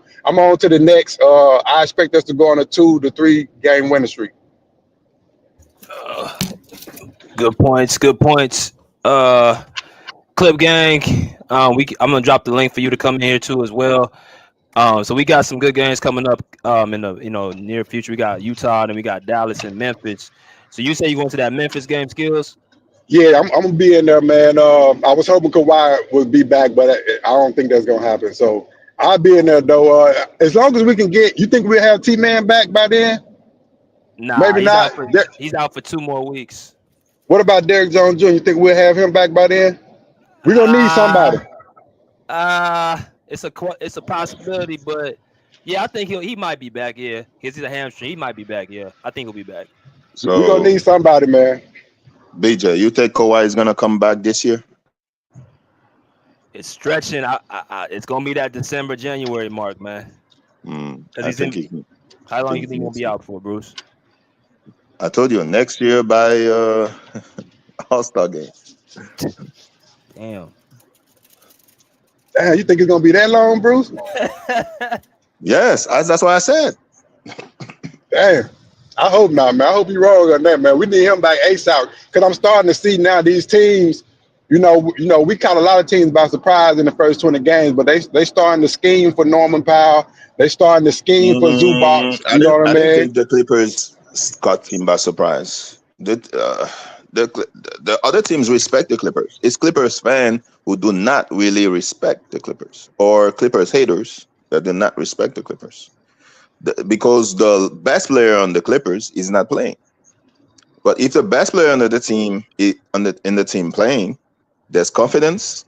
You have a closer, and other players have more space, and Clippers can get it done. But I've been saying for a couple of years, I'm gonna wait until I see the conference finals. Yeah, I feel that. I understand. I get it. I've been watching for the last 5 years, so I've been getting disappointed too. So I get it. That's why I'm trying to stay even keel, not trying to get too high, too low. But I just feel like teams are starting to scheme for us a lot better now. Like they starting to, scheme for Norman Powell. They starting to scheme for Zubac. They understand what we trying to run. So I think that's why we been on this 3-game losing streak. And then also injuries. So, the adversity is good. Like, I got some questions that I wanted to get answered. Like, I got some questions answered about the Miller kid. Like, he still needs some more development. I thought he was ready, but he needs some more development. Miller. Jordan Miller, Bruce. Yeah, Jordan Miller. I thought he was ready, but he needs some more development. It's easy to look good when you're playing with, a certain lineup. He has to get minutes to develop, so... Yeah, but that's what I'm saying. We're getting a chance to see what he looks like with the minutes. You know what I mean? And, we may even get another game or two to see what he looks like with these minutes. But as far as what I'm saying right now, he's solid. He's good. He can get to the basket. He can get to the free throw line. But he still needs some development in his game as well. And this is the time to get it. That's what moments like this is for. As far as Bones Holland is concerned, I'm disappointed in Bones, right? Because these should be the opportunities you're waiting for. Because he hasn't playing that much. I understand what you're saying, Bruce. He haven't been playing, and they just threw him out there. But the point I'm making is you got to stay ready, so you ain't got to get ready. He over there pounding on the bench. What he should have been doing is putting in them extra hours. So for me, if I'm in that position, the only thing in my mind every day is I can't wait. I can't wait till a motherfucker go down, because when I come in there, I'm gonna show you why I shouldn't have been sitting on this bench in the first place. And that's just not the mentality I see. We throwing him out there. He looking like he's trying to find his rhythm in the game. You should understand the offense. What else are you doing? That's my question. Like, what else are you doing if it's not working on your game, getting better at your game, talking to the coaches, understanding the offense that they running, the defenses that they running. So if you was to ever get an opportunity to show a person how great you are, this is your opportunity. And I'm just not saying that. That's what I think these young players don't Bones has been understand. sitting on the bench for like 2 years. So I mean, that's true. But look, but also on the flip side, that I can make the argument that he's a point guard, so he's got a chance to study from some of the best point guards in the history of the NBA. Russell Westbrook, James Harden, like picking their brain. Roger, well, I don't think he was there when Rondo was there, but he's had the chance to study under these guys. I just feel like, you know, you take the opportunity that's given to you and you do the best with it. That's what the Miller kid has done. I ain't the seen him only pound. the only thing you can study on the James Harden is gain weight. So I don't know. Bruce is Oh silly, man, you funny, man. You funny. man. Let me go to JM, and I'm gonna let y'all get back to it. What's good, JM? Let's go now. Pull up. Can you hear me clear in the channel, Pat? Playing Yes, it in the sir. Yes, chat. sir. We loud and clear, sir. All right, all right. Great show for you earlier on the Clipper Talk, and I just happened to come across that right there. But I seen you up there, so I stayed and chatted. Either far as our team, I'm just a grumpy Clipper fan. You just call me grumpy Clipper fan because I see the same thing I've been saying since last season. We have no offense. It just our young kids they can't develop. How you gonna develop ISO? Like ISO is just you go out there and play. You don't have no development for our young kids, and that's why I'm just a grumpy old man, grumpy Clipper fan. I'm be grumpy till Tidal leaves. I'm just gonna be because it's too glaring. It's Denver. Yeah, of course. I mean, teams are scheming against us. It's easy. We play ISO, and we don't run plays or nothing. So their teams are they just gonna the only thing we gotta do is shut down whoever got the ball and make it hard for them, make it hard for us to pass the ball. That's why we have so many turnovers. Nobody's in their spot because they don't have no spot to be. If you watch it, like literally, if Harden come down, whoever got the ball in their hand, you will literally see four people standing at the 3 point line. They just stand there. Nobody cut. The only time Powell will cut because he automatically goes to the basket. You don't have to tell him to cut. But they don't cut to get no passes. Like we basically our players are playing free fall basketball. That is our style. That's a little bit clearer than me saying ISO. It's free fall. Tiger said, go out there, jack 40 shots a game, and just take the first shot. If you got the first shot, take it. That is not coaching. So as long as we keep playing like that, we're gonna lose every fight over 500 team. There, and like Kawhi coming back, I hope we come back with Jimmy. I really hope we go get Jimmy because he could help with our offense. He could draw more pressure from Kawhi because Harden is easy to shut down.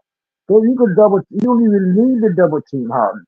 So that means everybody gonna be focusing on Kawhi, right? So if Harden got the ball, only one person checking him. They're gonna just focus on like the gentleman said. They're gonna focus on Powell, Kawhi, and Zoo. That's it. It is so ridiculously absurd that it just gets me so freaking grumpy. Anyway, go Clippers. You know, I'm still hoping we make to the playoffs, and I'm hoping we go get Jimmy and Kawhi. Probably, who knows when he gonna come back? Whoa, whoa, whoa, whoa, whoa, whoa, whoa, whoa, whoa. Hold on, JM. Don't move. I got a question for you because you've been on point with a lot of stuff as of late.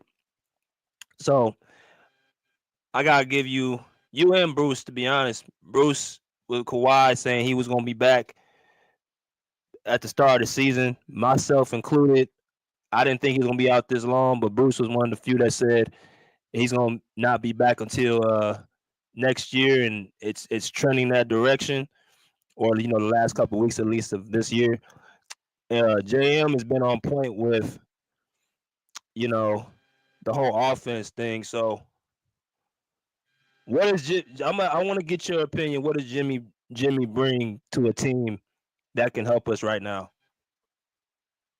A veteran scrapper, a two-way player. And, he got his little problems with his injuries too, but He's gonna take a lot of pressure off of Kawhi. Like he brings veterans, basically veteranship, another two-way player, somebody who's a proven playoff guy.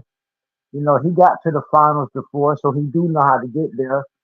Just leadership, basically a coach on the floor.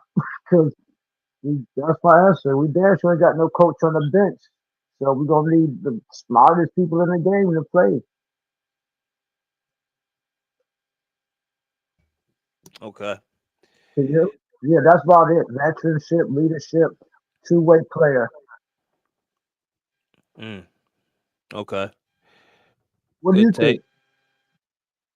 No, I agree. I agree. Jimmy, one of my favorite players in the league. He's a winner. He plays winning basketball. He a two-way player. Y'all know how I feel about two ways, and he's a leader. Um, I think him and Kawhi would be that would be ugly for a lot of people. Um, I'm gonna let y'all get back to it. Let me go to old man real quick though. What's good, old man? How you doing, BJ? Good, And the brother. panel, everybody. Um, yeah, Jimmy Butler. Uh, I wouldn't want Jimmy Butler. I don't think Jimmy Butler is. I don't think he's a player that will move the needle that much. Uh, the reason I say that is because Miami, they play more of a team-oriented concept. They don't. They don't. They don't feature Jimmy Butler.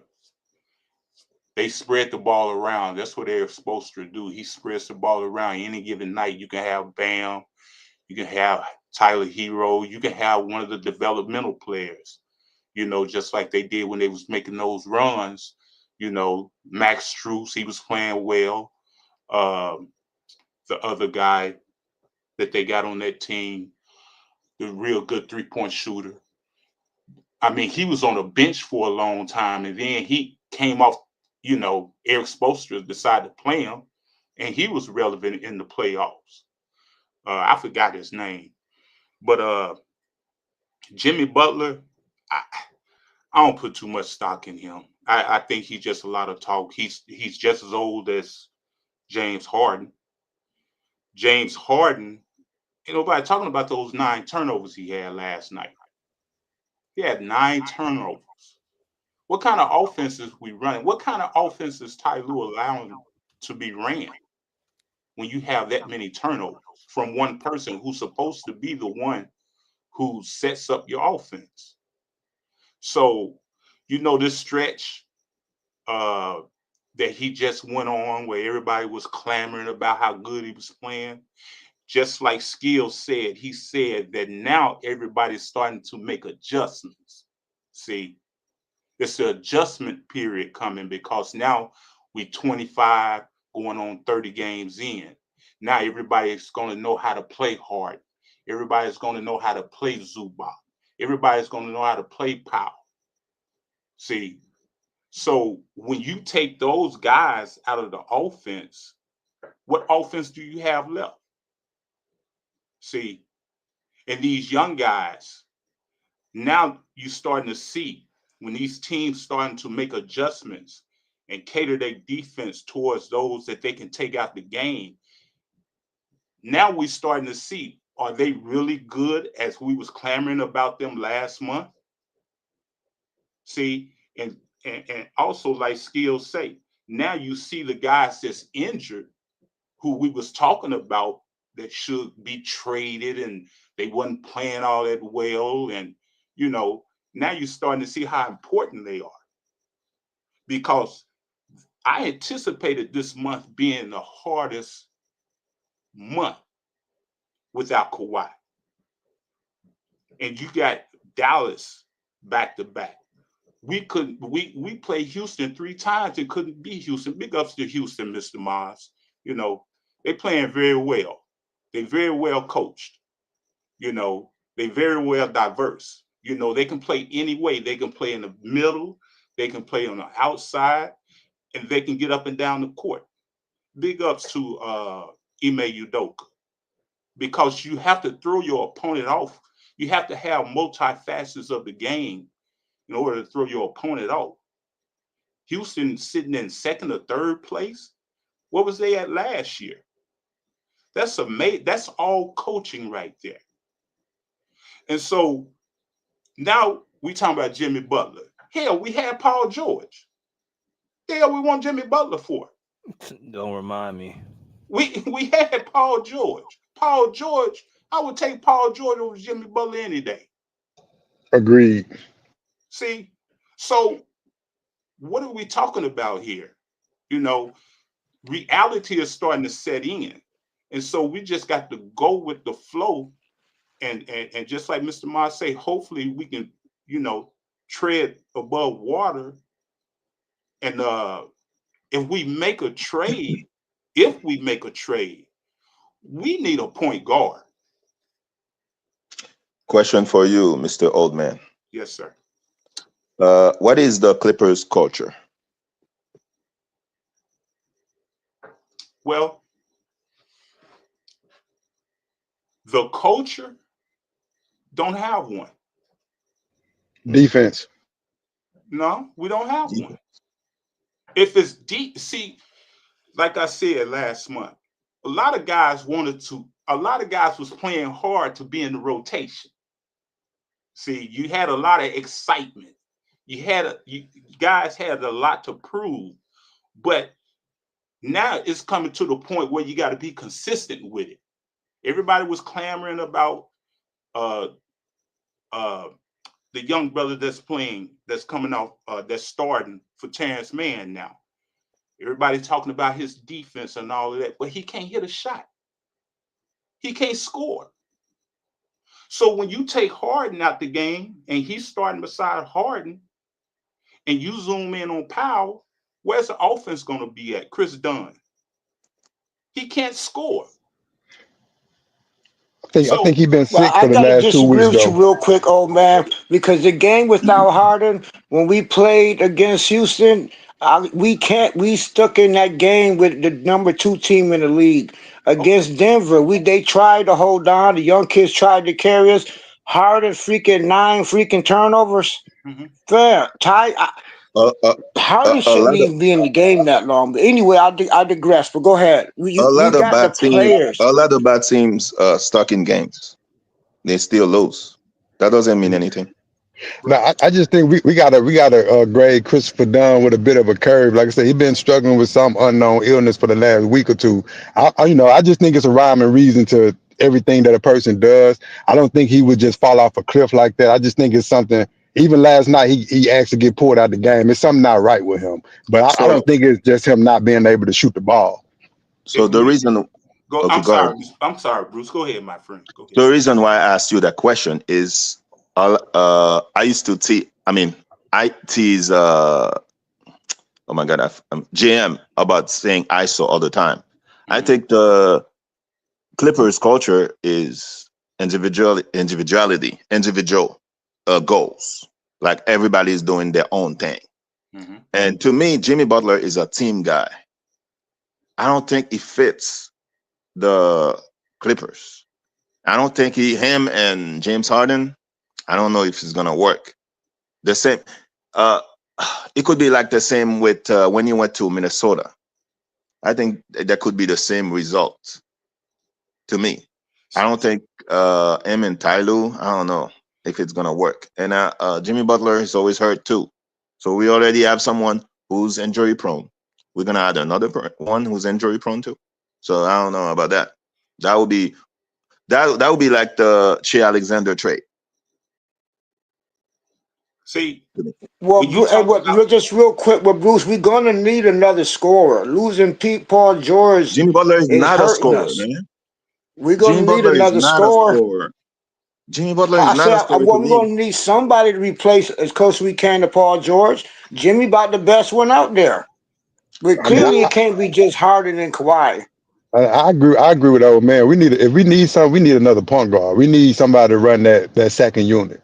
That's gonna be good. But we don't have an offense like that. We don't need a point guard because we run ISO. Schroeder is available, and from what I'm hearing, the Warriors might get him like Sunday or next week. See, I wouldn't be mad at Schroeder. I would actually take Schroeder, especially if we could do just an even swap with him and KPJ and maybe a Bones. I think that'd be a good move.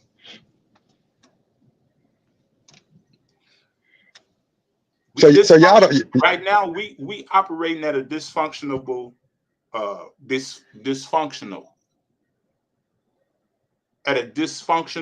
pace. We don't know what direction we want to go right now, because that's how impactful Kawhi is. See, we operating at a dysfunctional pace. We don't know who we want to play. We don't know who we want to pick up. We don't even know who we have. We put too much value on guys who was really just rotational players, as though that they are top tier starters. You know, KPJ. We all know KPJ is erratic. We know Chris Dunn can't shoot the ball. We know that Derrick Jones Jr., you know, we want to give him, you know, we want to overvalue him also. You know, but when you seen what he did in the finals last year, you're like, okay, then, who did he stop? Well, he stopped Paul George and all that. No, he did not stop Paul George. So anybody can do what he's doing at spur of the moment. That's what he do. He's a spur of the moment guy. And we don't have, Bruce, we don't have consistency. That's what we need. We need consistency. If we gonna feature Zubac, let's feature Zubac. If he making 60% of his shots, why are we not featuring Zubac? Why are we shooting, and listen to this, why are we shooting 41 3-pointers when we don't have 3-point shooters? I thought you didn't like Zubac. No. You know how I feel about Zubac. But the fact you got to play your strength against opponents. I say Zubac is not as good as a center as he should be. I'm not saying he shouldn't be utilized. So you got to feed him the ball if he's shooting 60% versus shooting 41 3-pointers like last night at a 34% clip. You 11 for or 12 for 41. That doesn't make any sense. It does, though, man. If you realize that's our offense, well, 43s a game per game, and everybody just go. That is our plan. That's what it is. That's what you seen last night. And that's the reason, like I say, we played Houston 3 times, and we couldn't beat Houston 1 time out of those 3 times. In order to beat Houston, you have to move the ball. Clippers don't move the ball.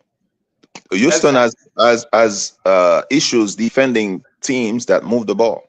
If you watch Houston play, if you don't move the ball, you're not gonna beat Houston.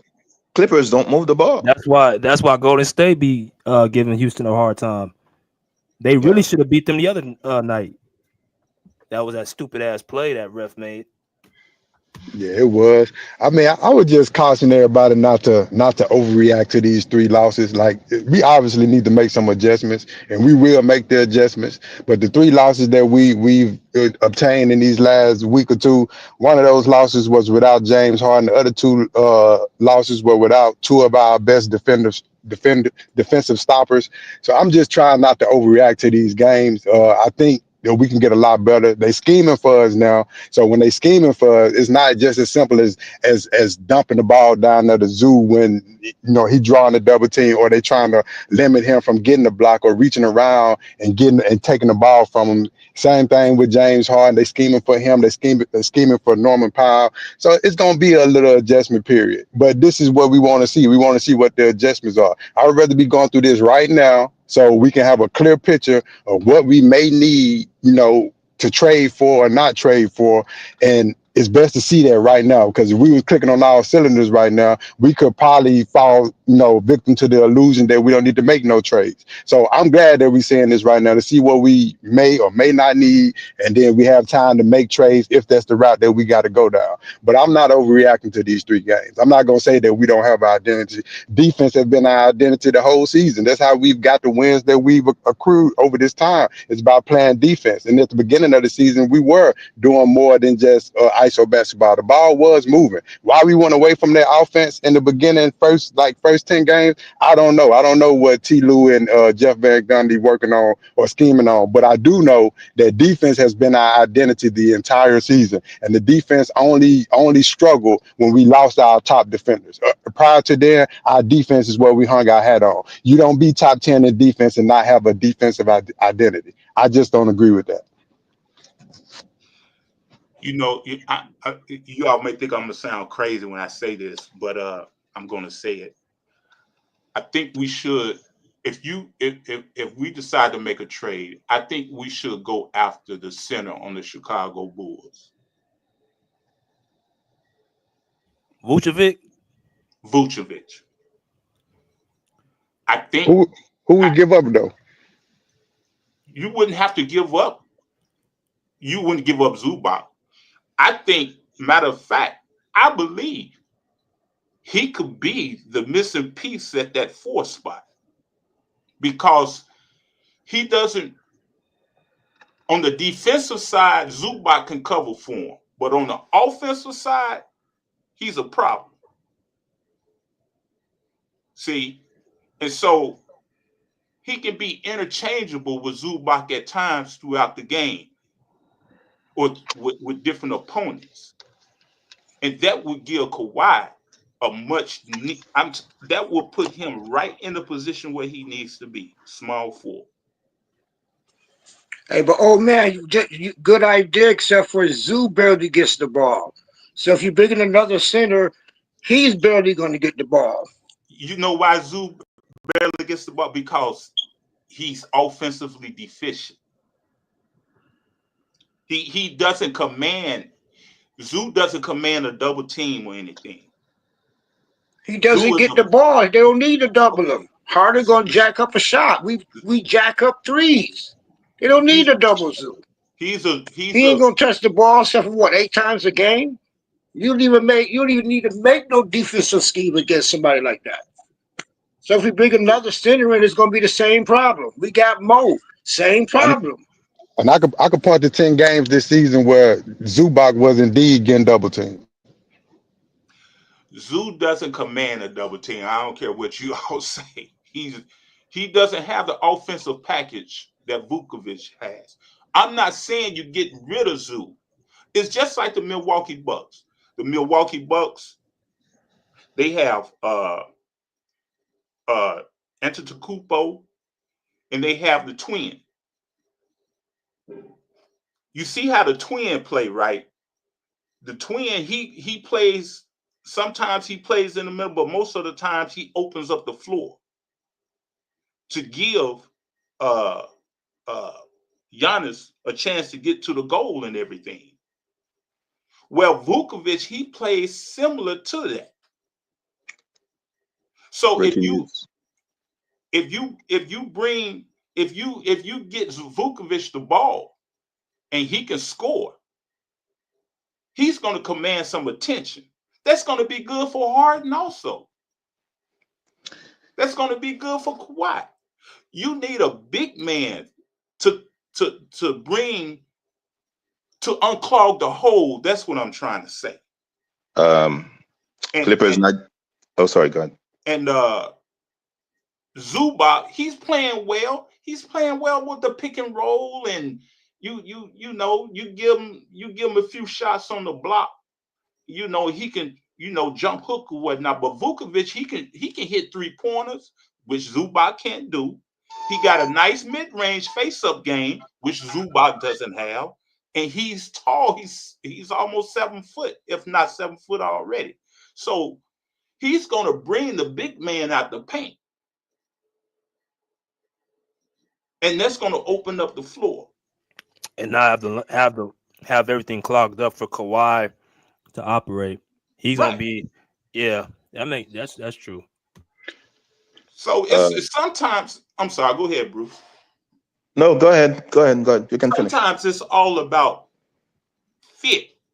You know, it's all about fit. Now, if we don't have the superstar players on our team, then we got to get the players that are fit in order for us to move forward where we want to go.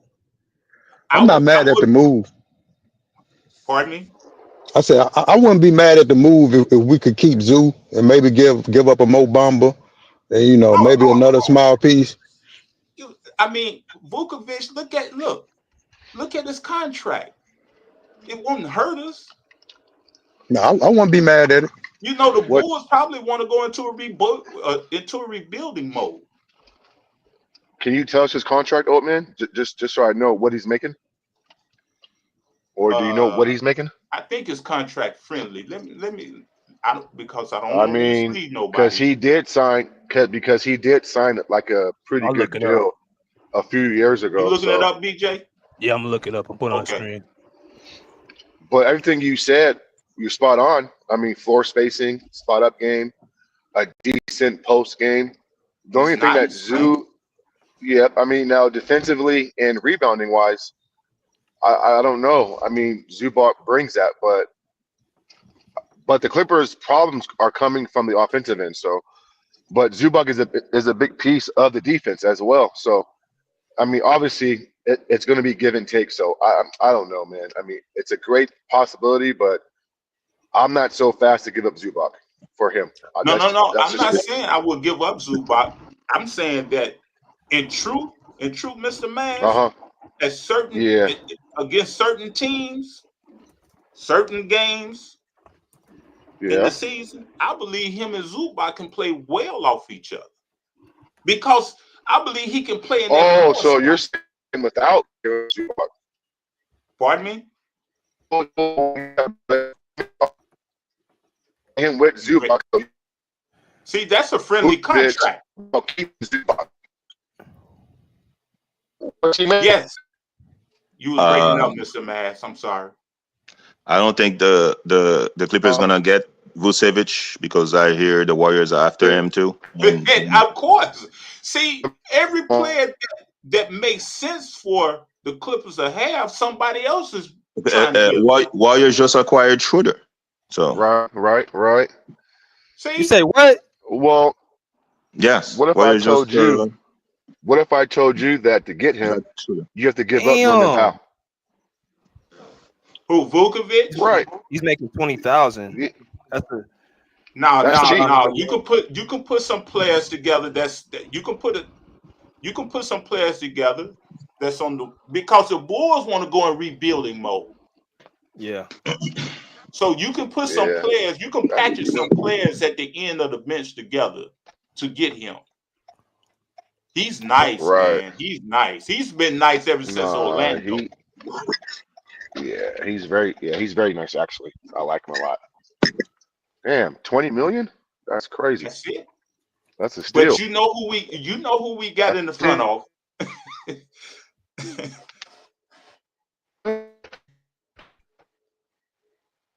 Man, the Golden State Warriors got Dennis Schroeder. Yeah, that's a good pickup. If that's true.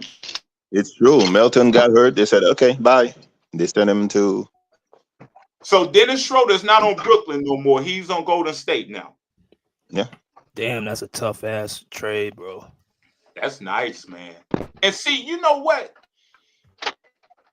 Dennis Schroeder, man, I mean, he want to prove himself ever since, he left LA. Ever since he messed up that contract. Yeah, he want to prove himself. When he play for Germany, man, I mean, he is a beast. He's a beast when he played for Germany. I mean, he killed the Warriors last week, I think 2 weeks ago. So like, okay. But you see, BJ, Vukovic got a nice contract. Nice contract. So I would take him based on how we would look with him in the lineup over Butler. Because we got the defense, we just don't have the offense in certain aspects of the offense. We don't have a big man that really can command offensive attention. That was what Batum was supposed to do, be a stretch five for us. Who? Batum, that's what he was supposed to be. Nicholas Batum, man. He was supposed to be. he BJ, you know, we follow his career. What? Back to San Antonio and Phoenix. You know what's funny? If Nicholas Batum goes to some teams, man, he's gonna be balling. Like I could see him playing the Warriors, man. It's because of your offense. He's a team ball player. He's not an ISO player. The Clippers are playing ISO. Well, I'm sounding like Jam now. The Clippers are playing too much one-on-one. That's why you don't see Batum effectiveness. I agree. Batum really is a 3. So he needs to back up Kawhi.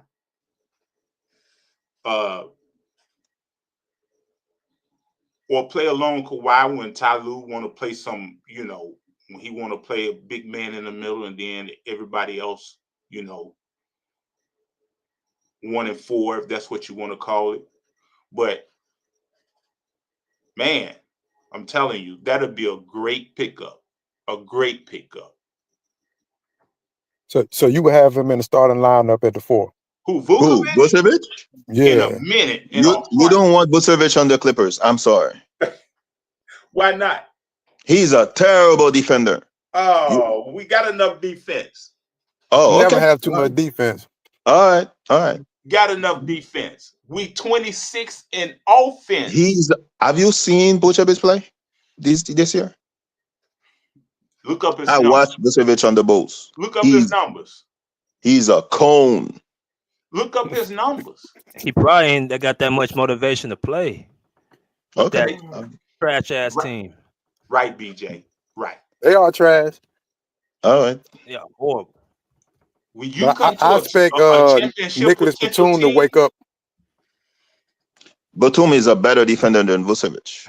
I agree. And I expect him to look a lot better when Kawhi get back. Batum can't score. Jokic kills Vucevic all the time. We need balance. Batum is not a scorer. He's a knockdown 3-point shooter, and it's hard for him to do that right now. He hits clutch threes. Batum hits clutch threes. I'd rather have Batum. Look at that. Damn, look at those numbers. He's shooting better than Zubac, and he's shooting. Look at those numbers, BJ. Oh, God. All right, go ahead. 9 rebounds. There's a lot of rebounds. I hope the Clippers get Vucevic to come back here to say I told you so. But go ahead. But Bruce, you just said earlier that a Golden State want him. Golden State want him because they have a crazy guy called Draymond Green. Yeah. You just give him a punch and then Vucevic will play defense. Or choke him like Gogurt. I think we can put a packet. I think if I give Lawrence Frank a reprieve from his severance package if he can pull Vucevic in there. I talk to a lot of Warriors fans. They want Vucevic. I think if the Warriors get Vucevic, that would be a mistake. Man. Okay, but go ahead. I mean, I'd rather have Zubac than Vucevic. No, I'm not saying get rid of Zubac. I'm not saying get rid of Zubac. Man, they kill him on pick and rolls, man.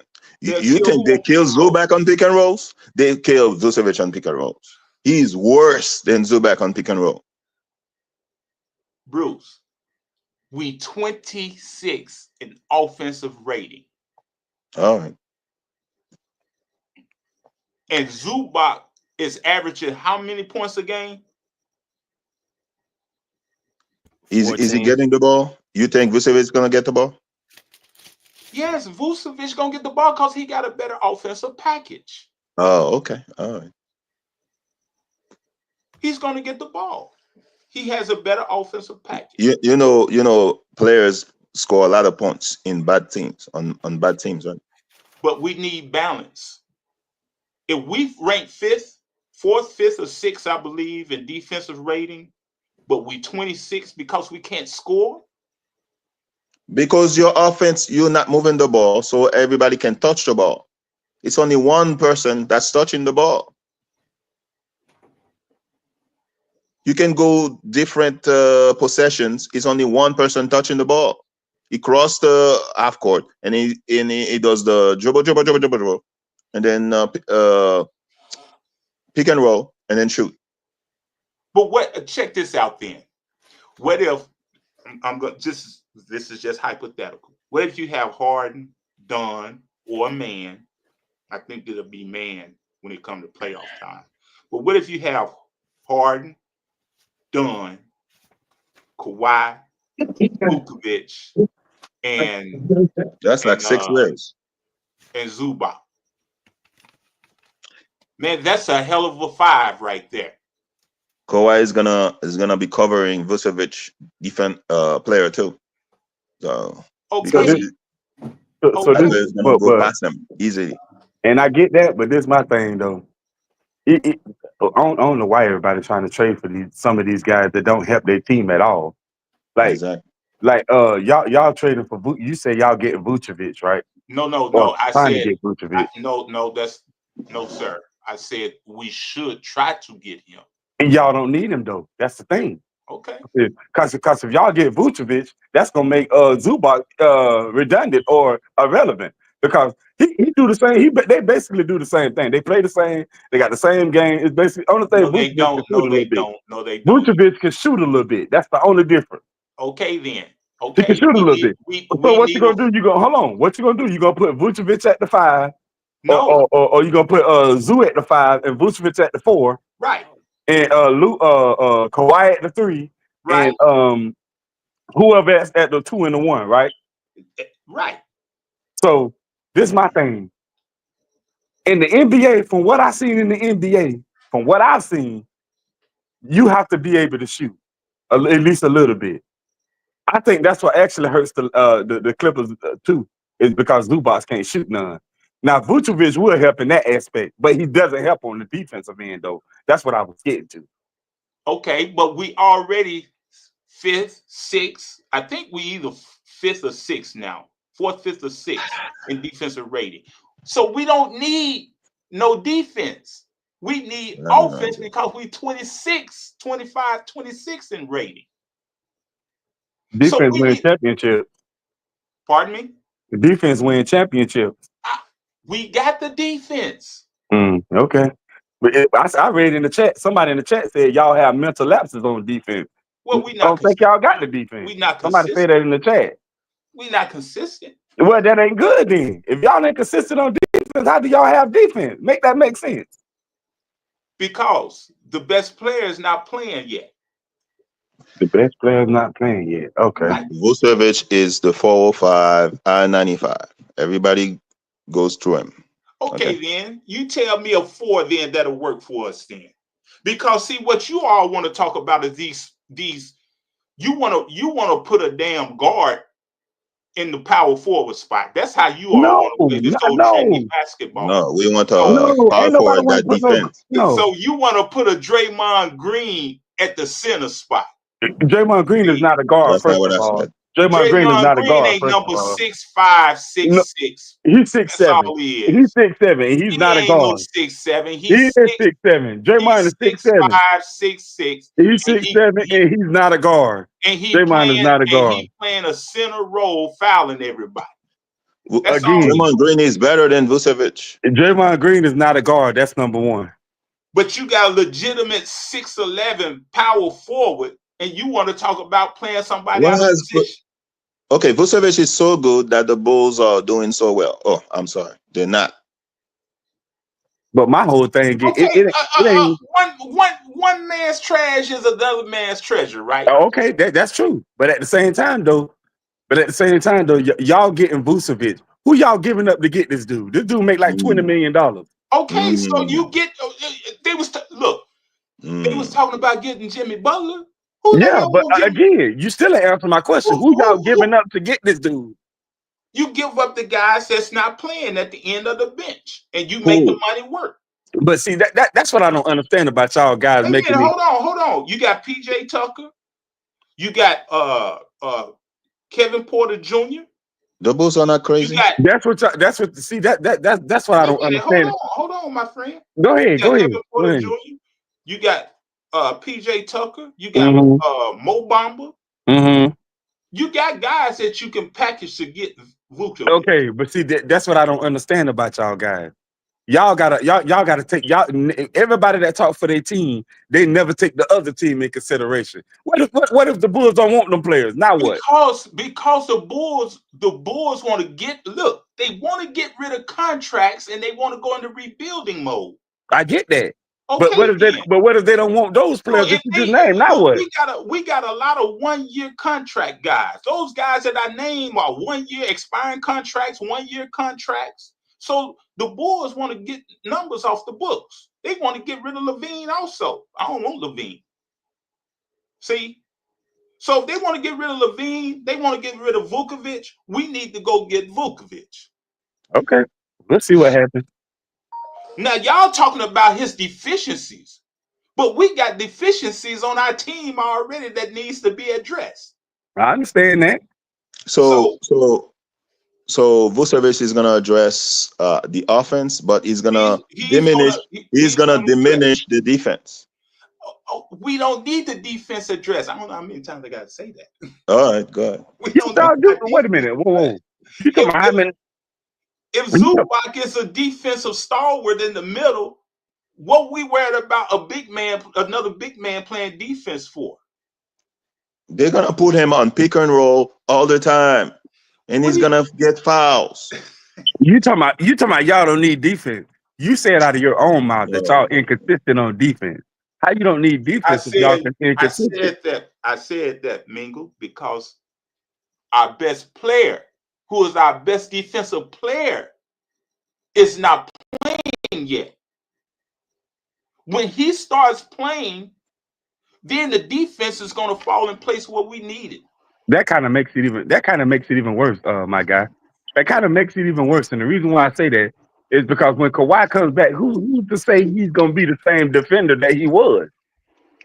Y'all betting on this guy to come back and be Kawhi Leonard from the Spurs or when he went to Toronto. What if he's not that guy? Now what? That's a fair question. That's a fair question, Mingo. And that's the question I've been asking for a long time. Okay, then. Look at here.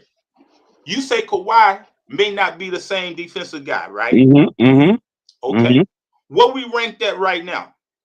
I don't know. Where y'all rank that? I said we rank like 4th, 5th, or 6th in defense. Okay. Rating, right? Okay. So when Kawhi, you mean to tell me when Kawhi comes back, he's going to hurt that rating? We don't know. We haven't seen him. But you just say he's y'all best defender. I'm just saying we playing defense without Kawhi right now. We rank that high. So you mean to tell me when Kawhi comes back, I'm asking you all, is he going to hurt that defensive rating? I don't know because I haven't seen him play. This is not NBA 2K. It's possible. It's possible because when guys get less shots and less minutes, their defensive intensity goes down. And so don't get it twisted, bro. The offense with some of these guys will dictate their defensive prowess. And so Bruce is right. We don't know. I mean, we don't know, to be honest. So Derrick Jones Jr. playing out of position, that's best for us. Derrick Jones Jr. ain't the reason why y'all defense is what it is. I mean, it's been a total team effort. Guys are getting minutes.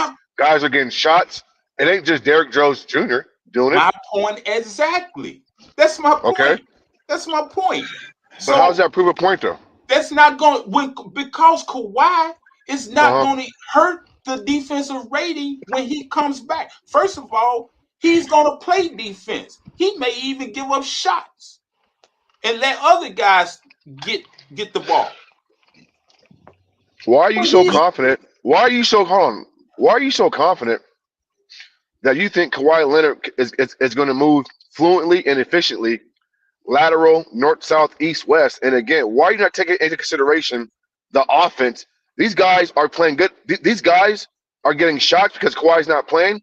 And so those same guys who you rely on to play defense, trust me, this is the NBA, bro. Guys got egos, meaning my defensive intensity will go down if my shots aren't the same.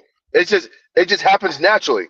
Now, Tyronn Lue could get them back on track, but I mean, why are you so confident that Kawhi's going to come in and play defense and just and like Mingo said, you guys are banking on him being like somewhat of the old Kawhi. No, he's not. He's not that guy no more. Respectfully, he's not.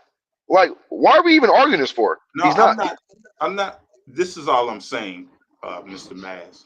I got you, bro. He's not gonna obstruct the flow of the defense. He's not gonna do that. Have you seen his knees? Have you seen his legs? He only averages what, 17 shots a game. Have you seen his legs? That's funny. No. What I'm saying is we haven't seen him move yet, stopping and going. So who's to say he comes back and he's having trouble with the speed of the game because his knee is not all the way right? I mean, like, you act like Kawhi Leonard is fucking like just gonna come in and just be that's not 2017 Kawhi or something, bro. Only thing I'm saying is he's not gonna disrupt the defensive rating. He hasn't played with those people. Some of those players he hasn't played with yet. Everything is disrupted. No, he hasn't. KPJ, no, he hasn't. Look. And when you implement a Kawhi Leonard back in your offense after almost a goddamn year, everything is affected. Offense and defense. Everything is affected on that court. Everything. Okay, like, it ain't no seamlessly. Who's getting Kawhi shots now? Who's getting Kawhi? Probably Norman Powell. Okay. Probably Norman Powell. Okay. Averaging 23 a game. Okay. So when Kawhi comes back, who's gonna go to the bench? I hope Norman Powell, because y'all need to score off the bench. Okay. I hope Norman Powell. Okay. Is Norman Powell disrupting the defense? Norman Powell has been starting the whole season, having a good start to the season. I don't know what his mindset's going to be when he goes back to the bench. I don't know yet. I don't know yet. What I asked you, Mr. Mass, I said, okay, ask me again, bro. Respectfully, go ahead. Since he's been starting, has he disrupted the defense? Because we know Norman Powell, he's defensively deficient. This has been Norman Powell's best year defensively since he came to the Clippers. Okay. He's been disappointing defensively the last 2 or 3 years. So yes, so far this year he's been good. He's been good. Now I agree. He's held his own. So, but our best player, no matter how we feel, no matter how we think he's gonna play and everything, we know that he's capable of playing as good as Norman Powell. I don't know yet. I don't know, bro. I don't know, honestly. I don't know. I mean, I don't know, because guess what? He came back last year versus Dallas and was getting cooked by everybody. So I don't know. He was pathetic last year versus Dallas Mavericks. Now, was he hurt? Yeah. Well, that's his fault. He shouldn't have played. Well, listen, listen. He played, so I judge him while he played, and he looked horrible on both ends of the court. And so, like Bruce said, bro, we don't know. Because he was. You could be right. He was trying to play injured, my friend. Oh my God! That's can love Kawhi and be. That's his problem, bro. That's his problem. It ain't even about Kawhi. Crazy. It's about getting. See, Bruce, you talked about Jimmy Butler. Jimmy Butler, he just is hurt. He can't stay on the court. I said it too. Hold on. Not just as hurt, but he's hurt. Okay. When the last time Vukovic was hurt? He's been playing, but he missed some games last year. But he's durable, from my understanding. I think he's been pretty durable. All I'm saying is, when you get a piece like that, and then somebody say, "Well, he don't play defense. He get killed in the pick and roll and blah blah blah blah blah." That's not what we getting him for. Hell, James Harden get killed on the pick and roll. All these, I mean, these defensive. Yeah, you're right. Yeah, Okay. you're right. And guess what? Harden got killed in the pick roll last year, and he lost by 30 points twice versus Dallas. You're right. The shit don't work, bro. Those things are magnified in the postseason. So yeah, those things do matter. Those things do matter. But he had 2 games. Listen, he had 2 games against Dallas, though. Right? When what? What about those 2 games? What's your point? They won when he had 2 good games, right? It's a 7-game series, bro. I don't praise 2 games, bro. What are you talking about? Only thing. Now we praising 2 games? I think you're missing my point, my friend. Bruce, we praising 2 games, Bruce? I think you're missing my point. No, I'm not. Oh man. You have to be logical. We can love a player, but we have to be logical. And Vucevic coming to the team is gonna make the defense of the Clippers different. Okay, because he's not a great defender. Okay, and Kawhi coming to the team is Mo Bamba a great defender? Is he better than Mo Bamba? Is he better than Mo Bamba, Bruce? I don't know what is Vucevic better than Mo Bamba?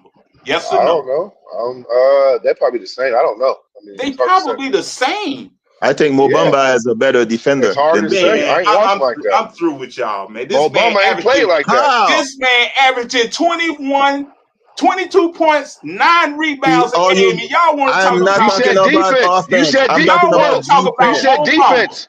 Bro, hold on, bro. You just said defense, bro. You just said better player. Y'all want to talk about how many blocks do Mo Bamba get a game? How many minutes does he play? Oh my God! What's going on right now, man? See, what's going on right now? It's true. How many minutes does he play? It doesn't matter. Obviously, he ain't that. No, it does matter. It does matter because for 36, it matters. He's not that good if he's not getting no minutes. That's not true because he's not been playing Terrence Mann. So is Terrence Mann good? Is Bo Harden good? They don't play. They don't play much minutes. No, he's not proven. No, he's not proven. Proven what? What's he proven? He's always proven. Proven what? What's he proven? He done played big time in the playoffs under pressure. So why he ain't playing big minutes right now then? When Kawhi's out?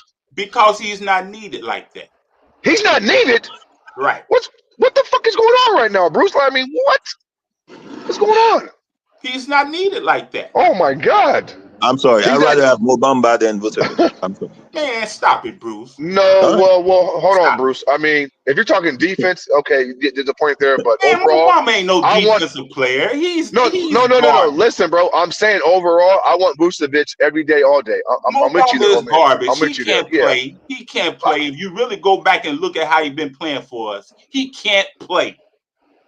Stop it. Won't y'all stop overvaluing these rotation players, man? Like so why are you overvaluing Terrence Mann then? Talk about rotational players until he's proven. Terrence Mann is he's not proven. No, he's not. What is he proven? What are you talking about? He's not proven. He's a fucking role player who gets limited minutes on the Clippers team, and you just said they don't need him. What are you talking about, man? Chris Dunn is Ryan or Chris Dunn. I forget his first name, but the Dunn kid is playing more than he's playing, and he's not proven. So make it make sense. Man, Chris Dunn is overvalued also. Make it make sense, man. And Chris again, Dunn is overvalued also. Why are you hung up on Vucevic for it? Chris Dunn. Why are you hung up on Vucevic for it? He's a power forward that will fit in the Clippers scheme. Okay, and guess what? A lot of guys will fit in the Clippers scheme. Doesn't mean that they're coming. What's wrong with Vucevic then? If I say like Vucevic plays like Sagoon, I seen Vucevic when he was in Orlando. He doesn't play like Sagoon. He doesn't. Sagoon doesn't have any defense, Mr. Maz. Sagoon is a better defender than Vucevic. Are you stop it, man? Yes. God, what is wrong with you? You don't watch the Rockets. They play the same. No. Rockets are ranked two. Don't, bro. Rockets are ranked number 2 defensively. And trust me, Sagoon this season, just like Norman Powell this season, has done a great job. So if that's the case, then because you admitted it, you said Powell in the past was horrible defensively, but this season he's been good. I agree. Now, Sagoon's been horrible in the past. I agree. But this season, a top 2 defense down there in Houston, Texas, and the big man is anchoring the defense in the middle. What are you talking about, man? Do you watch Okay, them play then basketball? if What are you talking Sagoon about? wait a minute, if Sagoon been terrible in the past and now he's good, and Powell been terrible Yeah, in the past, now he's good. just like Powell. Yeah. Wait a minute. How come Vukovic can't be good and he's been Because terrible? he's getting older. He's not getting better. When you get old, you're not getting better. Listen. I'll be fair. Listen. I'll be fair, bro. Listen. I'll be fair. That could be true. Vucevic can change his defensive mindset and get better. I'm not saying he can't. But my question is, why are you hung up on him for it? Like y'all finna get him. Y'all not finna get him. No, y'all not finna get him. That's not what I wait. Look, I think he's a good player. That's all. So do I. So do I. And guess what? I think there's a ton of players at the 4 position, maybe 5, who would be a good fit for the Clippers. Well, give me a player that's a better fit than Vukovic then. I didn't say better fit. I said good fit. What are you talking, bro? You're not listening. Give me a player that would be a good fit for the Clippers at the 4 spot. Because Kawhi said out of his own mouth he wants a 4 guy. He said he wants a 4 guy. That's what Kawhi said. He said. When did he say that? When did he say that? He said that last January.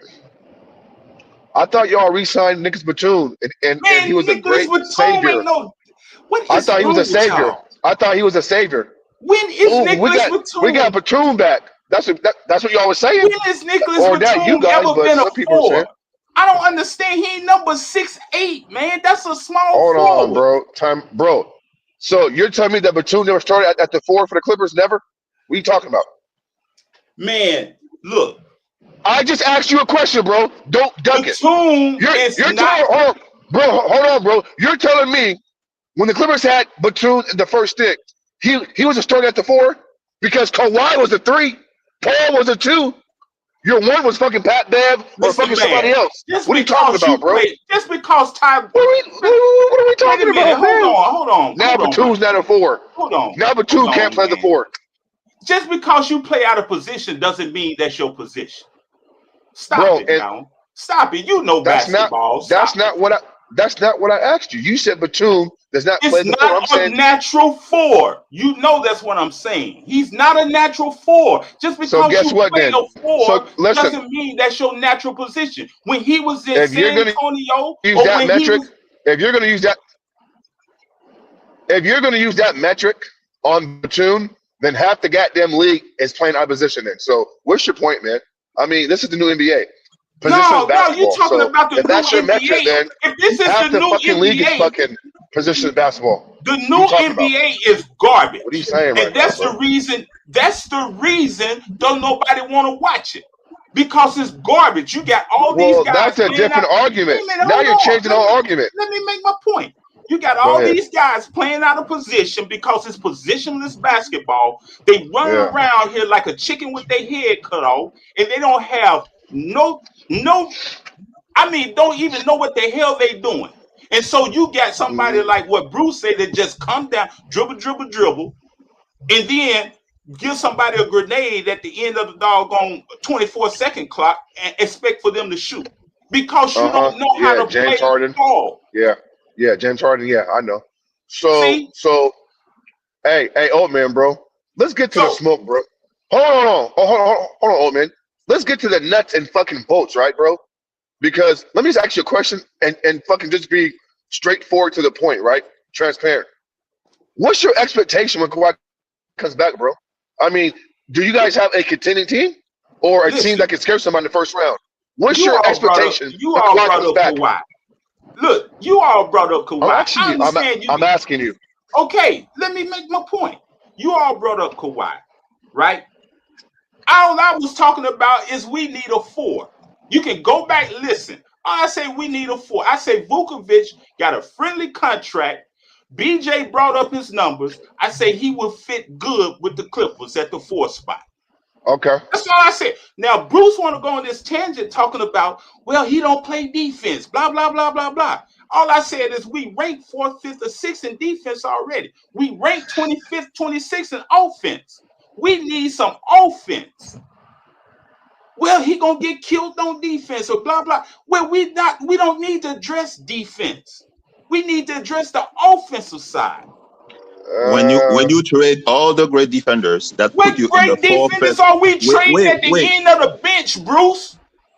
Why would the Bulls take your bench players to get Vucevic? Hold on, bro. Why would the Bulls take people off the end of your bench to get Vucevic for it? You're giving up somebody of value or fucking a few players of value. So Bruce is right. What are you talking about, man? They want to trade him, Mr. Mass.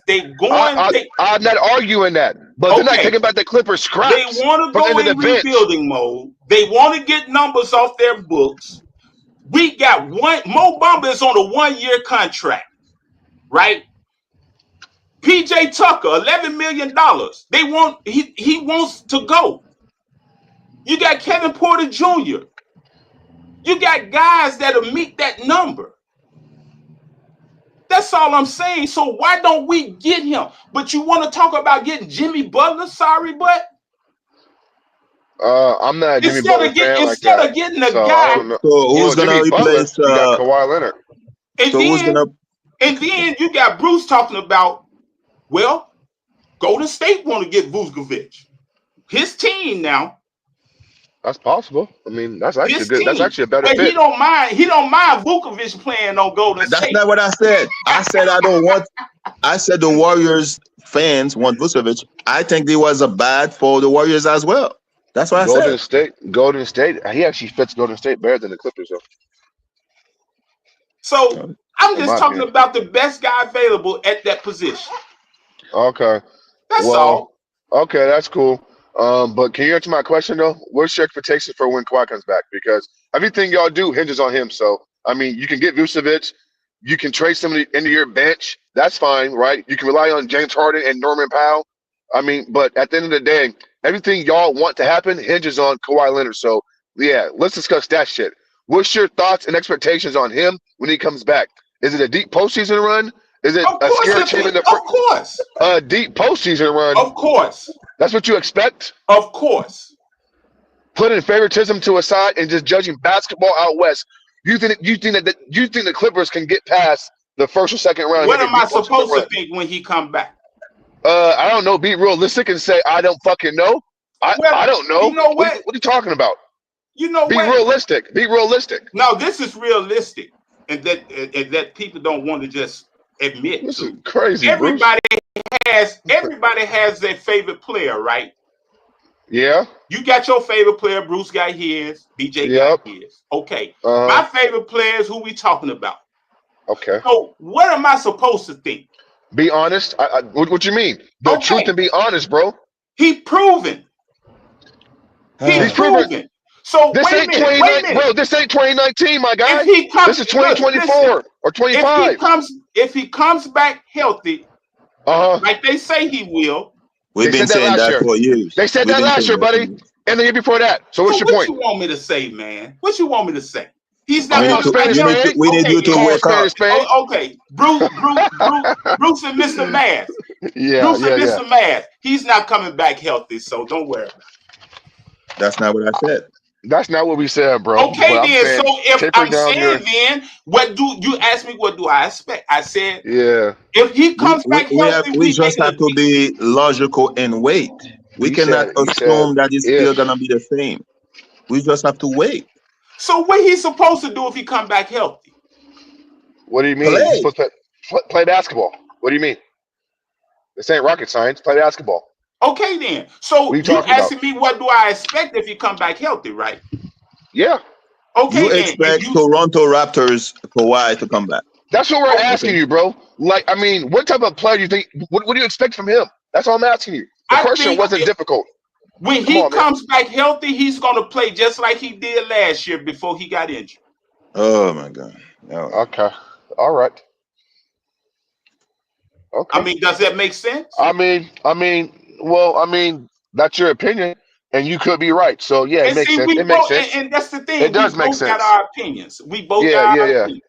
Yeah, it makes sense, to be fair. You don't think he's going to come back and be as good? And I say, well, he's going to come back and be just like he did last year before he got hurt or injured. I didn't say good. I'm just saying I got to wait and see, man. I'm sorry, bro. Like, listen, I'm no longer giving Kawhi Leonard the benefit of the doubt, bro. He got to show me. I'm sorry. He got to show me, and I think that's more than fair at this point. That's more than fair. At this point, So I'm not being. I'm If I'm trying a to get Clippers him. fan, I'm I'm trying not to getting get him spoiled some again. offense. I want him to get some offensive help because obviously we scoring 90 some points against Denver. We get beat. See, we need some offensive help. You can have all the offensive help you have, but if you don't have offensive plays that are good, you're not gonna get He said offense. offensive help. Okay, so you got James Harden, you got Norman Powell Man, giving James you. Harden is. Stop Listen, it, man. let me hold on, bro. You want Like to talk about James there are Harden? And you want teams. to dog Kawhi, but want to talk about how good James There Harden are teams. is? Man, There are teams in the league who have less offensive help than the Clippers have with Kawhi Leonard, who are just fine. Why can't no, you Kawhi? and Bruce sitting up here dogging Kawhi, but you want to talk about Harden. I don't understand that logic. Who hasn't Because proved any damn thing? so if that's the case, then I remember you saying last year, Bruce, and Bruce, if I'm lying, then I'm flying. These guys told me last year, Bruce did. Oldman, along with JM2 Clippers fan, said that they got James Harden and Paul George. We can beat Dallas. And then when James You ain't never heard me talk about James Harden like that. Okay, listen, if I misspoke and it was just JM2, I apologize. My fault, bro. I misspoke. But some Clipper fans were saying that James Harden can give you 30 a game because they were saying that, Thomas says that the Clippers have 4 guys who can drop 30. You have Russ, James, PG, and Kawhi. And then they threw in Norman Powell as well. And so now all of a sudden James Harden can't get buckets? I mean, okay, that's cool. All right, no problem, bro. No but problem. you see the problems James Harden has. That's funny though, bro. Hold on, bro. The OKC Thunder without Chet, right? Caruso missing games. His second best offensive player is Jay Williams, bro. They have no problem scoring points. No, they have no issue scoring points. He ain't got no goddamn Norman Powell. He ain't got no Kawhi Leonard. SGA don't got all that. Who is this you talking about? The Thunder. They still scoring points without Chet. So what's the problem, old man? Why can't the Clippers do that? You know what the problem is. I did listen. I do. It's 2 guys. I do know what it is. James Harden and Kawhi Leonard. They the problem. Man, you know Kawhi gonna restore order. Listen, man. All joking aside, bro. The point is, Mr. Mass and Bruce, you all reject the trade of the Clippers getting Vucevic for whatever reason. It doesn't make any sense. Reject. I'm not the GM. I'm not rejecting. No, I'm just actually, if I was the Clippers GM, I would have rebuilt. I would have let Harden walk. I would have let PG walk. I would trade PG last year during the season, and then I would trade Kawhi Leonard and just rebuild. That's what I would do, bro. Because guess what? Y'all not gonna win nothing. So what are they doing? Just trade these guys and rebuild. That's it. And that's fine. You're prolonging they are prolonging the inevitable. I mean, they're prolonging that process. Now, I want to know this. I want to know. You didn't answer my question. You say Bamba is better than Vucevic? No. I never said that. I said Vucevic is better. I said I'll take Vucevic every day, all day over Mo Bamba. Clearly, like what it's not What about PJ Tucker? He can what? He needs to get He needs to go. Get him out of LA. Duh. I mean, I agree with you. Okay. What about Kevin Porter Jr.? No, give him a chance. Give him a chance, bro. He missed a full. Hold on. He missed a full year of basketball. Give him a chance to get back on track. Because guess what? Y'all gonna give Kawhi Leonard a chance to get back on track. So give him a chance. He can play, bro. KBJ can play basketball. Give him a chance. You want to compare Kevin? I'm not comparing. I'm just saying KBJ missed an entire year with that BS from last year, and with the Rockets and what have you. I'm saying give him a chance. How much time he missed? I'm talking about. It does matter. It does matter. About his play. His play. Okay, bro. It's been 20 games. Give him a chance. What are you talking about? Who's the backup point guard? Isn't that KPJ doing that a little bit? He does a little bit, but I mean, I guess I don't know. I mean, They ain't got one, bro. I don't know. I mean, who? Terrence Mann? I mean, it's laughable. I don't know. So, I don't know. So that's the reason I keep asking: who's going to be the 8-man rotation in the playoffs for the Clippers? Since everybody on. So you want KPJ to be gone? Who's going to be the backup point guard? Playoffs. Say it again. Say it again, Mr. Mans. I said, why are you saying playoffs for? Like, y'all got to get there first, bro. I mean, you said that confidently. We'll get there. That's crazy. We'll get there, Mr. Man. Hey, oh man, you know I'm trolling. You know I'm kind of trolling and just having fun, right, bro? I mean, yeah, I know you are. And I am too. And that's what I love about this channel, man. Because nobody takes nobody serious. Yeah, for sure. No, I'm serious. Vucevic is not that good. I'm sorry. Well, Bruce is serious though, but man, Bruce ain't serious because Mr. Mass, if you roll the tape back, he want him on Golden State. I didn't say that. You can roll the tape. I didn't say that. He said he didn't say that. What you say about Vucevic? I said Warriors fans want Vucevic as well, and I don't think he will be good in Golden State. Why would he not be good in Golden State? Matt said yes. You mean to tell me Vucevic is not better than Kawhi Leonard? I'd rather have Looney. Looney grabs rebounds. Well, hold on. I mean, Bruce. I mean, Vucevic grabbed rebounds. I mean, come on, man. Like we can't. Come on, man. See that? Now he talk about being rational and he talk about being realistic. All right. But you would take Kawhi Leonard over Vucevic. And Looney knows the offense and he grabs rebounds. Vucevic gives up on rebounds. Vucevic averaging 9 to almost 10 rebounds a game. What is you talking about? I can have 20 rebounds one game and then my average is like 9. Come on, man. That doesn't mean anything. Kawhi Leonard. See, that's what I'm saying. What is realistic about that? I'm the one who said I'd rather have Zubac than DeAndre Ayton. Now, who's right now? You would rather have who? Zubac than DeAndre Ayton. DeAndre Ayton. Well, that's a problem you ain't got to worry about, right? So, right? I'd rather have Looney than Vucevic. Sorry. All I said about Vucevic, his offensive package fits what's needed on the Clippers. That's all I said. What about the Bulls? Where is that offensive package? You got guys on the Clippers that only plays defense and don't have no offensive package, but you rather keep them and talk about somebody that got an offensive package that can help the Clippers offensively because we 25th, 26th in offensive rating. So it sounds like you want us to stay at that rating. All right. That's what it sounds like. You would rather for us to stay at that rating instead of getting somebody who averages 22 points a game, 10 rebounds a game. And that can open up the offense as a big man. Vucevic is like candy corn, man. It looks good on the shelf, and then when you taste it, you're like, dang, that thing is nasty. Man, that's fine. But it's better than what we got now. No, man. We have caramel right now. We have nougat. Then you want to talk about Batum. Batum is 40 years old almost. He's playing out of position. Batum has always been a small forward. So you have problem against age? Come on, man. So you would rather have Batum in that spot instead of Vucevic? Heck yeah. Vucevic will disappear in the playoff, not show up, and then you guys gonna be like, oh my God, why we have Vucevic on the floor? Put it on the bench, Lou. That's what I hate about Lou. So what are you getting this Vucevic? When was Vucevic in the playoffs? Last year? They made it into the play-in, right? I don't know. And what happened with Vucevic in the play-in? Of course they lost. Of course they did. Okay. Of course they lost. How much did he score?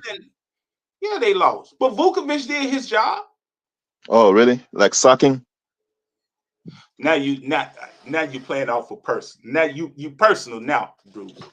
You're not going by facts. You personal. Oh, I'm personal because I said facts. He sucks. How can you suck? How can you suck 22 points, 9 rebounds a game? How's that suck? This is like Tobias Harris all over. Vucevic is a Tobias Harris cousin. Bruce, How can you suck with 22 points, 9 rebounds a game? Oh my God, that's all you guys look at as stats. Just like people would say, Westbrook didn't play well yesterday. And then when you watch the game, you'll see Westbrook was all over the place. Come on, man. And he had a what rating? 21 plus 21 rating? All right.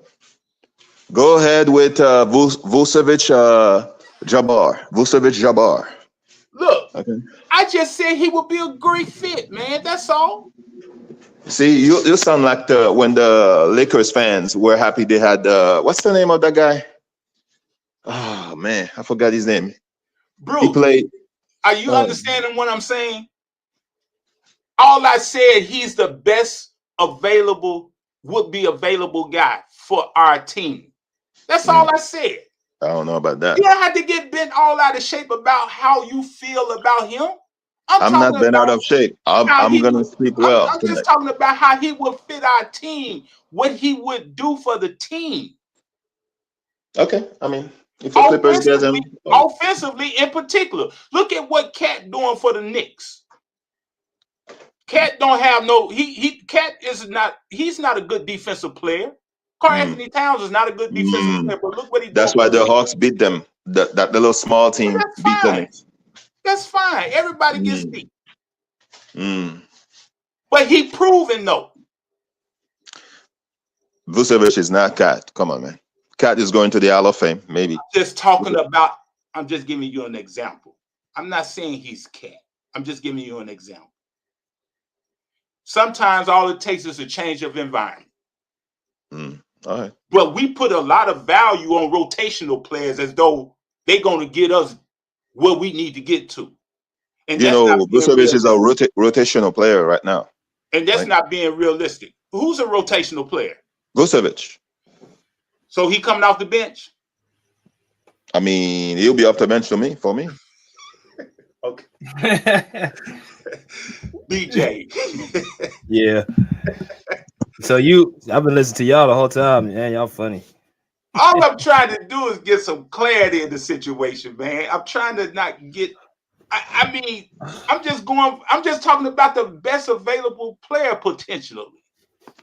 That's all. I'm not talking about getting no Anthony Davis or no KD or LeBron or Jimmy Butler that y'all want to put him on this pedestal, man. No.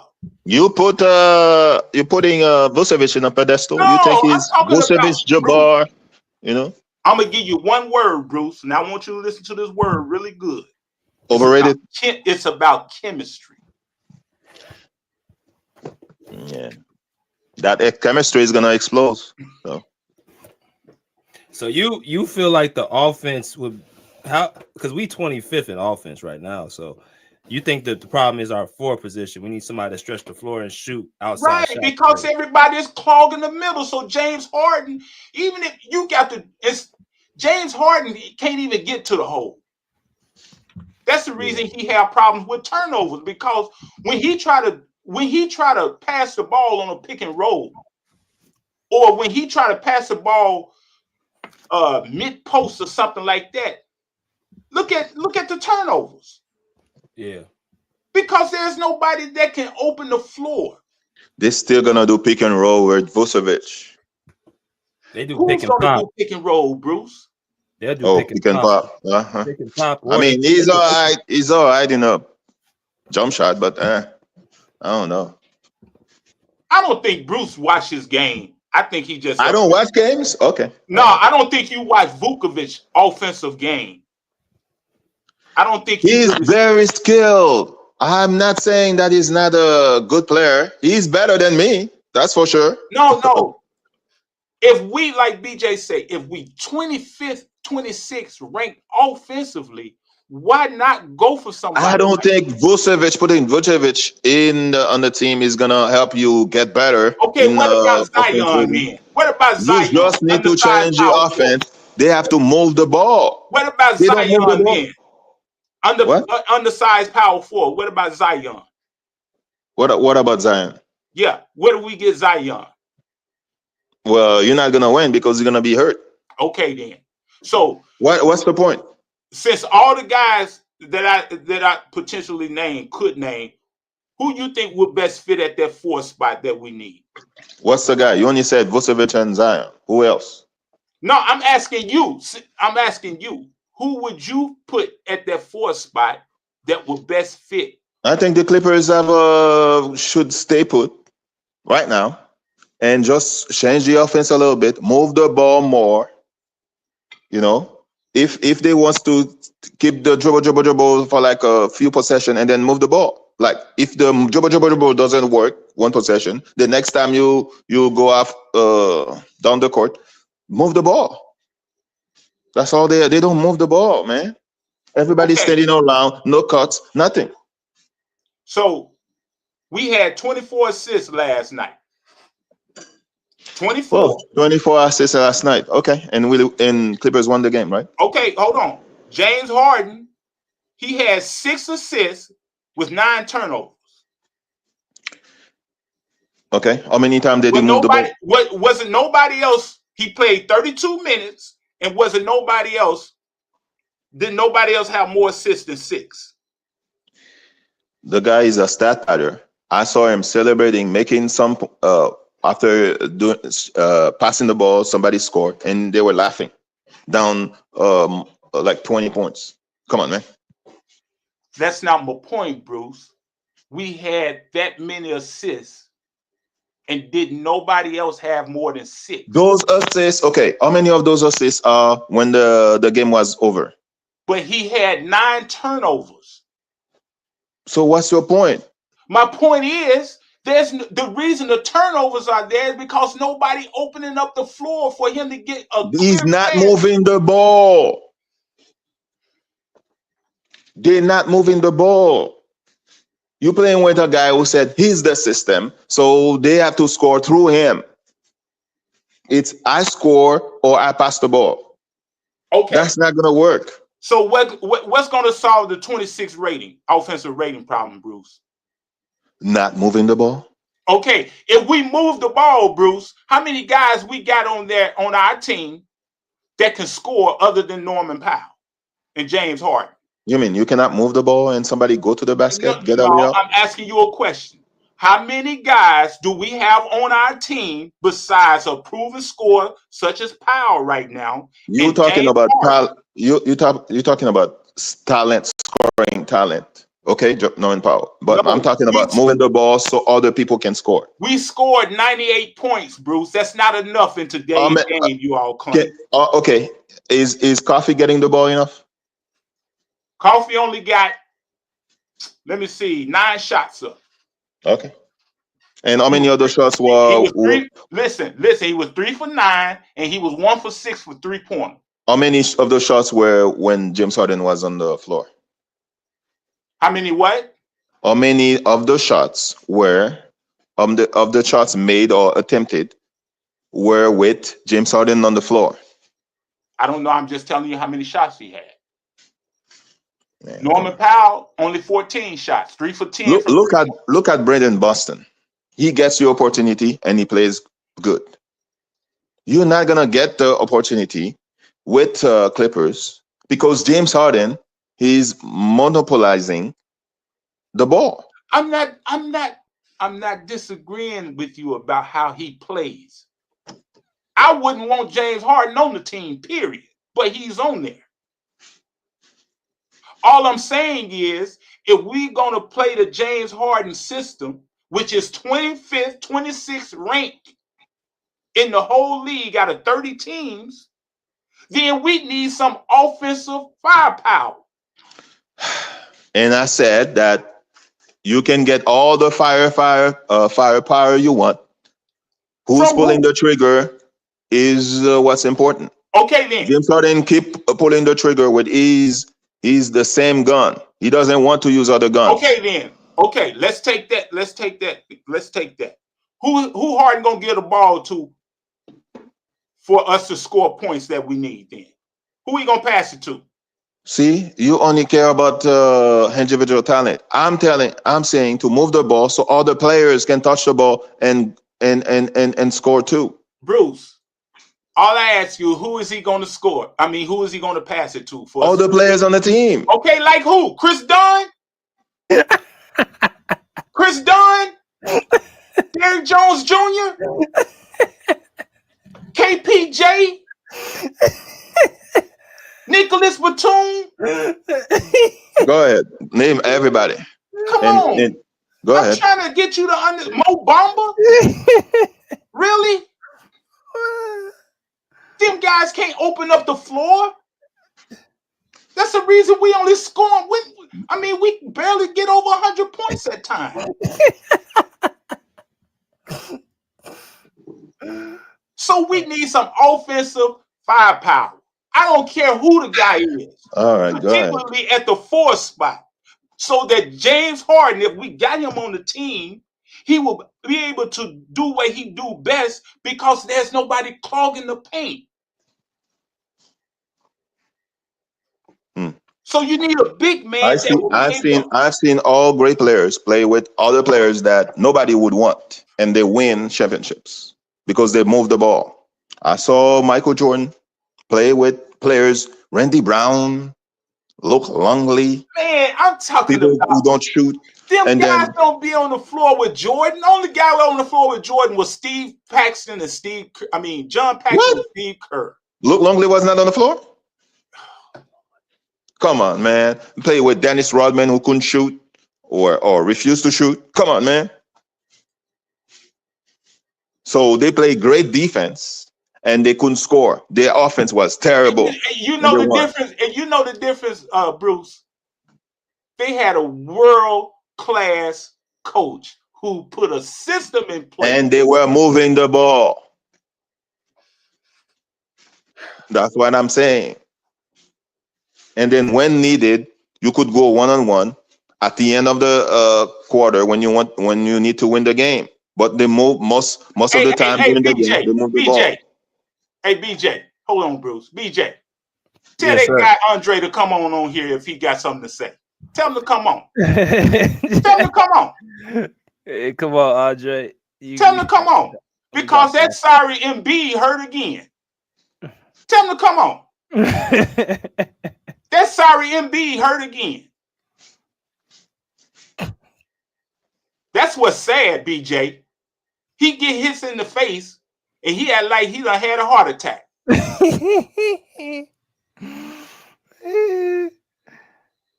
That's who he rolled with. Look at it, look at it.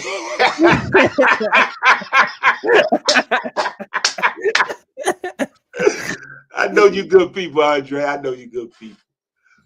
Yeah, but yeah, I'm just we need a 4-man and we need a real 4. We need a real power 4. You know. We don't need none of this old foolishness that's been playing. All right. So don't be complaining when Vucevic disappoint you. Well, I'm just saying he's just a consideration. Okay. Just a consideration. I mean, you're not gonna win. I'm the one who said Tyloo should be fired like 3 years ago.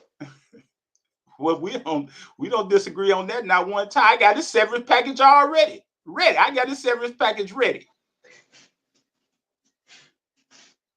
Sure do. I got his severance pack. I'm gonna send it to BJ so he can, when he, be in the media room with him, say, "Here you go, man. Somebody, man, want me to do this." Oh yeah. By the way, congrats, BJ. Oh, thanks, Bruce. Thank you. I'm gonna be asking more questions, tougher questions as the season goes on to Tyloo. This offense is trash, man. You need to get the ball out of Harden's hands. Fuck. Man, I mean, if you go to the other team locker room on the board, Clippers offense, James Harden. Stop James Harden. Exactly. That's it. Exactly.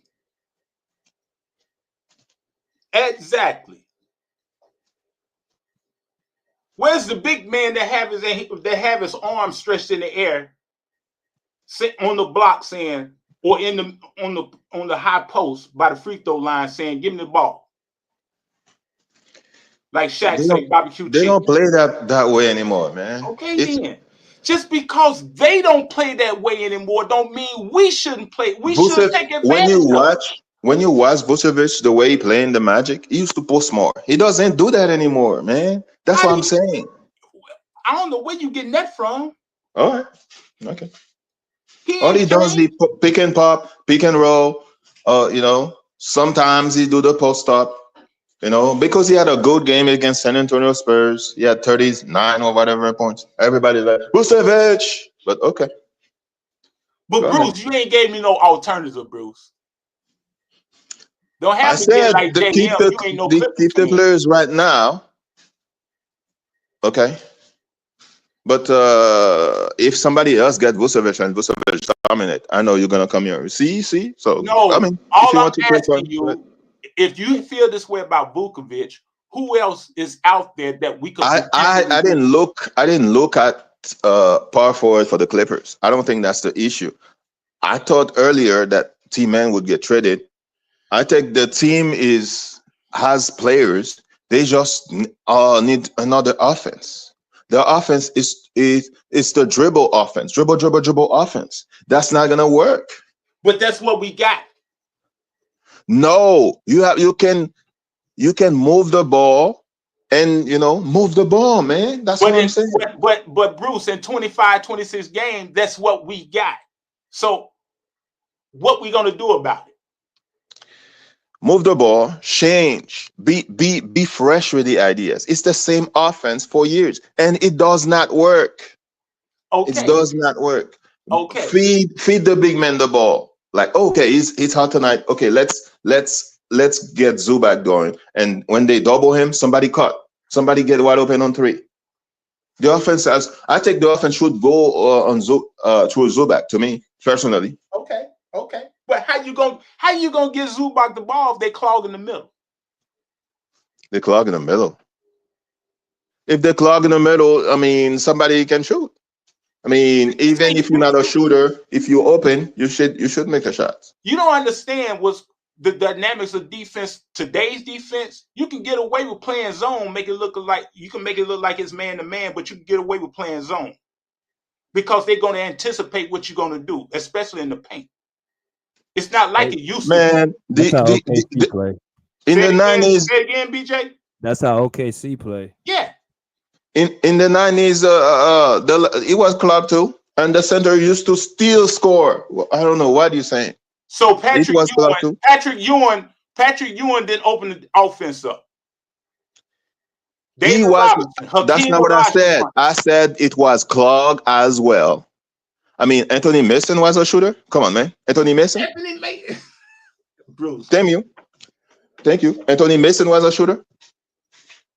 I'm what's his talking name? about centers that open up the floor, Bruce. That was an offensive threat. Man, come on, man. One center in the 90s that wasn't an offensive threat that didn't have Jordan, of course. Center that was not what? What's the question? Give me a center in the 90s that was not an offensive threat. I mean, Luke Longley. Oh, okay. You said not Jordan. Of course. Okay. Okay. What's the point of the question? Before I think about it. You had Rick Schmitz. He was an offensive threat for the Indiana Pacers. You had Ronnie Cycli. He was an offensive threat. Matter of fact, he reminded me of Vucevic. Seattle Supersonic had a center. Nobody remember his name. Sean Kemp was not the center, so he was not an offensive threat. What's the name of that guy? Who was on Portland? Sabonis? That's what I was gonna say. No, I'm talking about the Portland with Drexler. Sabonis was not in the NBA yet. Sabonis wasn't in the NBA yet. When Drexler was on the Blazers, Sabonis was not in the NBA yet. Was he? I don't remember that. It was. When did he come in? I mean, late 90s. Kevin Duckworth. I think it was Kevin Duckworth. Okay. I'm saying the lane was clogged. And of they course moved you had Shaq on the Orlando Magic. Was the lane clogged for Shaq? You know what they did to Shaq. Come on, man. Shaq caught up. Shaq was way more agile than what he was when he got to the Lakers. There's not a lot of centers in the NBA right now. So Zubac can dominate a lot of those teams. Like they're playing Utah on Monday. Come on, man. Zubac should get the ball all the time. Come on. So what does Zubac do whenever he plays? Does he call for the ball? No. Does he demand the ball? No. You know what Zubac do? He go set a damn pick for James Harden, a high pick. Because that's the offense. That's not his choice. I'm saying they need to change the offense to mix it up. To Zubac get some possession. Okay. Zubac needs to get 7 points a quarter. Like 10 points a quarter. And then after that, I can do my dribble. But BJ brought up a point earlier at the beginning of the season. Is it going to be the James Harden offense or is it going to be the Clippers offense? Well, obviously, the James Harden offense is Ty Lue offense. So James Harden offense isn't going to change as long as Ty Lue in place. So that means that we got to get players that's going to complement that offense. That's the thing. Oh man, that's what I think. This is what the weird part is. I thought they did that in the offseason when they picked up Derrick Jones Jr. in these lob threats. That's what I thought they did, but apparently I was wrong because we still James Harden offense shouldn't be no 25th in the league, and that's why I get confused when people saying that he's carrying the team. I'm like, how is he carrying the team? We ranked at the bottom of the league offensively. Because just like Skill said earlier, BJ, they have made adjustments. There's no lob Derrick Jones Jr. getting like he was getting in Dallas because look who Dallas had. Look at all the offensive threats Dallas got. Yeah. You don't have that kind of offensive threat on the Clippers. And that's what you said began the season. We don't have the players to push Kawhi and James Harden. That's what you said. I remember that. See? So Coffee can score, right? Yeah, Coffee can score. Okay. Who else can score on the team? Shit. Consistently? Coffee, Norman Powell, and Terrence Mann. So Terrence Mann can score? Terrence Mann can score, man. I remember you said that's not his role. His role is to be the defense. You and a certain person whose name I'm not going to say. That's what he said. He said his role is to be a defensive player this season. So they have the players, right? Say what? So they have the players. No, you asked who can score. So you saying that they need more offense, more offensive players. So they have offensive players. That's coming off the bench, Bruce. Okay. I mean, Mr. Mas had a good point. Mr. Mas had a good point. I mean, I watch OKC play. That's not a lot of offensive players. I mean, Lou Dort is like, on occasion, he 803. Caruso, on occasion, 803. Besides Jalen Williams. In the starting five, Bruce, stop it. I thought you Lou Dort is a starter. Lou Dort is a starter. What's the guy name? So Jalen Williams. Arkansas. Jalen Williams. You got SGA. Jalen Williams. You got Chet Holmgren. Hurt. Those are not offensive threats. Hurt. Chet Holmgren. Hurt. Okay. Arkansas, not an offensive player. Okay. What's the starting five, Bruce? Arkansas, Chet, SGA. I'm not Chet. Arkansas, SGA, Lou Dort, Jalen Williams. What's the other guy? There's another player. Jalen Williams, Lou Dort, Chet, and Hardenstein. No, Chet is hurt. Hartenstein is the backup center. It's the other Williams then. I don't think he has played this season yet. Number 34. Yeah, the dude with the braids. Yeah. But when Chet come in there, what does Chet do? He opens up the floor. Oh my God. I said he's not as in play. I'm saying right now, OKC right now, they're still winning. Okay, that's fine. He hurt right now. What does he do though? He opens up the floor. He's a 3-point threat. He's So a mid-range threat. That's 3 players. That's 3 players offensively. How many Clippers have?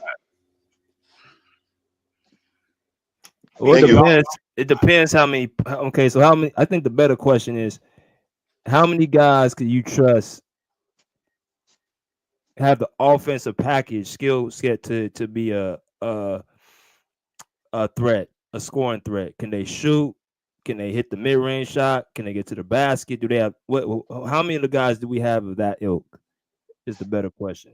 I think Bones can shoot, right? I think he can go to the basket if he wants to.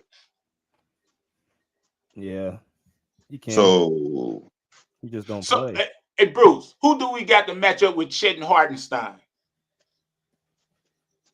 They both match up in what? Match up in what? 7 foot now. Match up in what? Match up. If we play them. Is Kobe Brown still on the team? Is Mo Bamba still on the team? I like Kobe Brown. I like him. Who do we have at that height to match up with Chet and Hartenstein? Man, we don't need the height. We just need weight against Chet.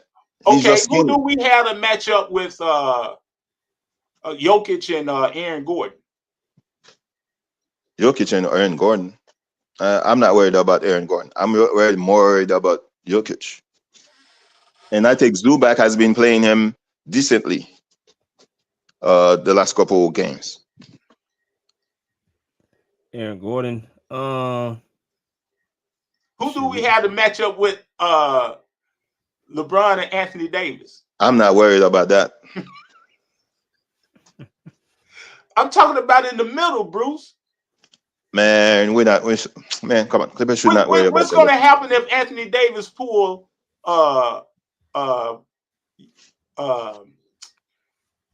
what's his name out of the paint to defend him? I'll let AD shoot outside all game. So Zubac can hold Anthony Davis out there?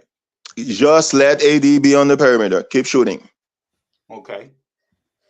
Or we're going to put Nicholas Batum on Anthony Davis? Yes, that's a great play. Oh, that's a good play? Nicholas Batum on Anthony Davis? Yes. I thought you was realistic, Bruce. I'm you the one who's saying realistic? Okay. I thought you was realistic. All right, man. He couldn't even do nothing with Sagoon. All I'm saying is Clippers, I'm one of the person who said roster is not, I don't believe in the roster. But after watching the Clippers, I think the roster is fine. Just Kawhi has to be healthy. Oh, now Kawhi got to be. It's gonna come full circle now. No. When Mr. Maz was on here, you was talking just like he was. I didn't say anything. I'm not saying anything different. You said Kawhi is gonna be the same. I said I have to see how Kawhi look. The expectation you asked me, you all asked me about what do I expect when he comes back, and the only right answer was, I expect for him to do well, and we go deep in the playoffs. No, you said the same Kawhi before he got hurt. And I said, I don't know. That's the same answer. I'm not changing it. If he come back 100%, what do you expect? How do you expect for him to play? I don't think Kawhi will ever be 100%. Okay. If you think Kawhi is going to be 100%, you the one who's not being realistic. If he's 95%, can he play? I don't think Kawhi is going to be 95%. Hold on. If he's 95%, can he play as good as he played last year before he got injured? I don't know. Sorry, seriously, I don't know. But you want to talk about these rotational guys, though. I'm not saying as though they're going to get us to where we need to get to. That doesn't make any sense. That's not what I said. I said they need to change the offense to get where the Clippers wants to go. Them rotational guys, look, Bruce, listen to me good, my friend. Those guys that you talking about, raving about, are only raving. Hold on. Hold on. I'm going to name them. Nicholas Batum, Mo Bamba, KPJ, Chris Dunn.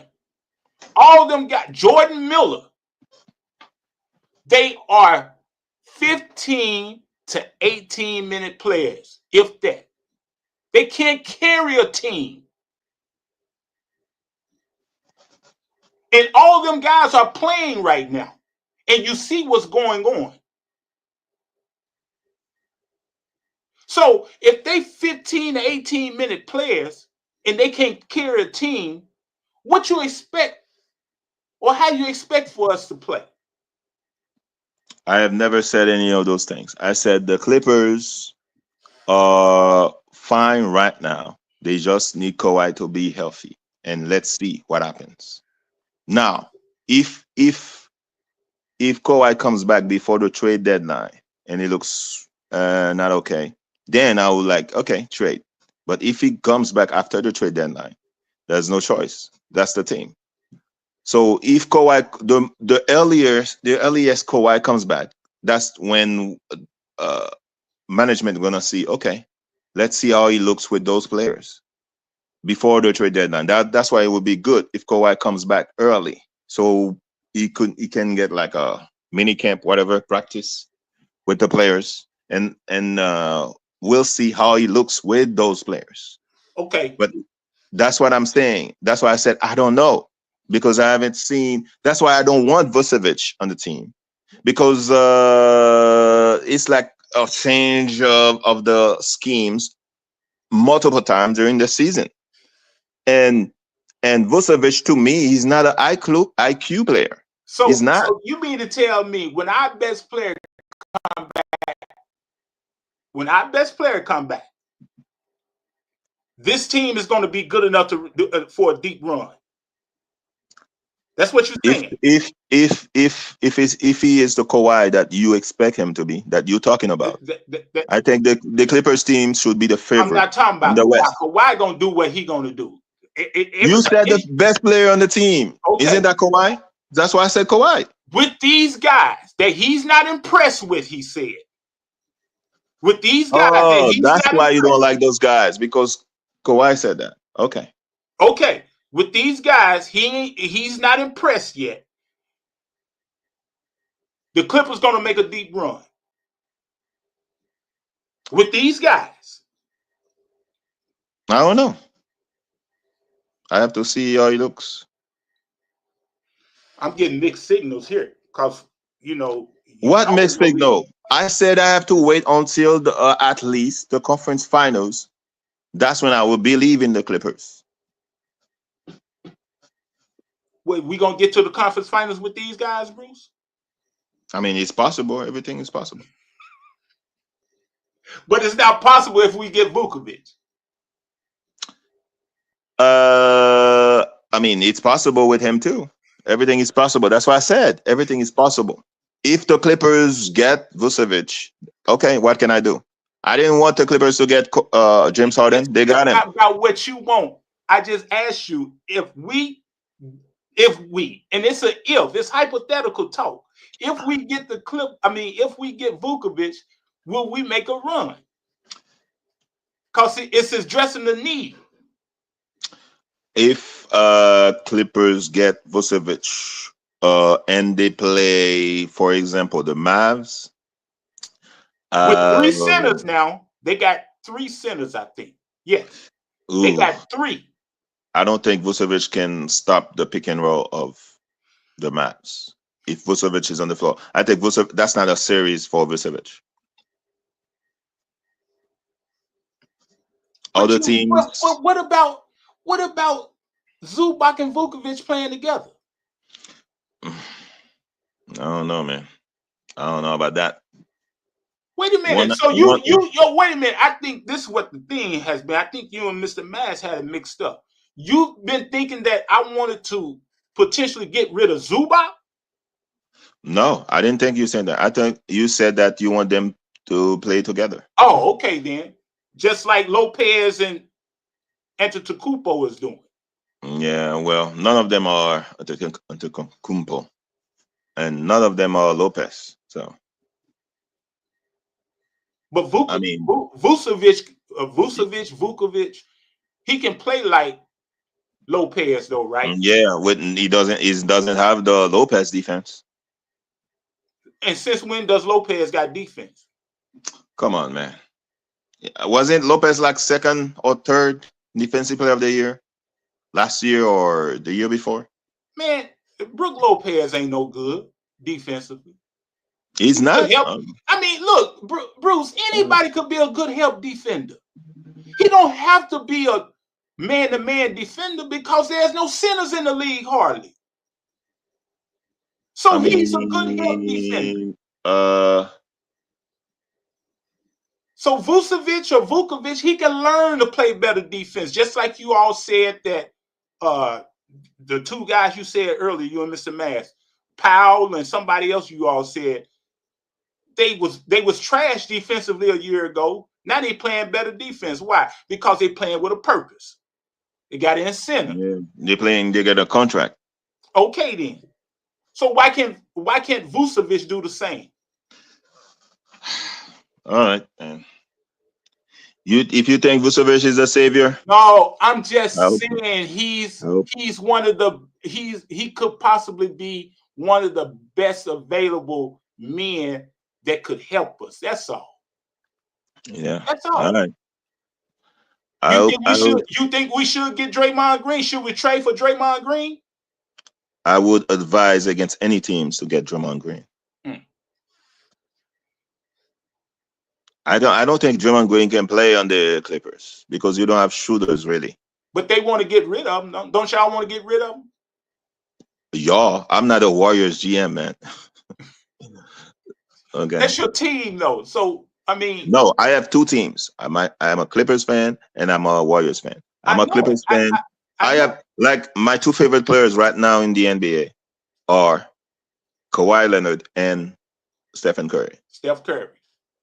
Class act, man. So my top three players of all time, my top three favorite players of all time are MJ, Kawhi Leonard, and Steph Curry.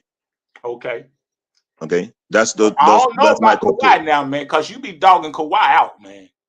I'm not dogging Kawhi. What are you talking about? Oh, did I dog Kawhi? Yeah, you be dogging my guy out, man. I got to call you out on that.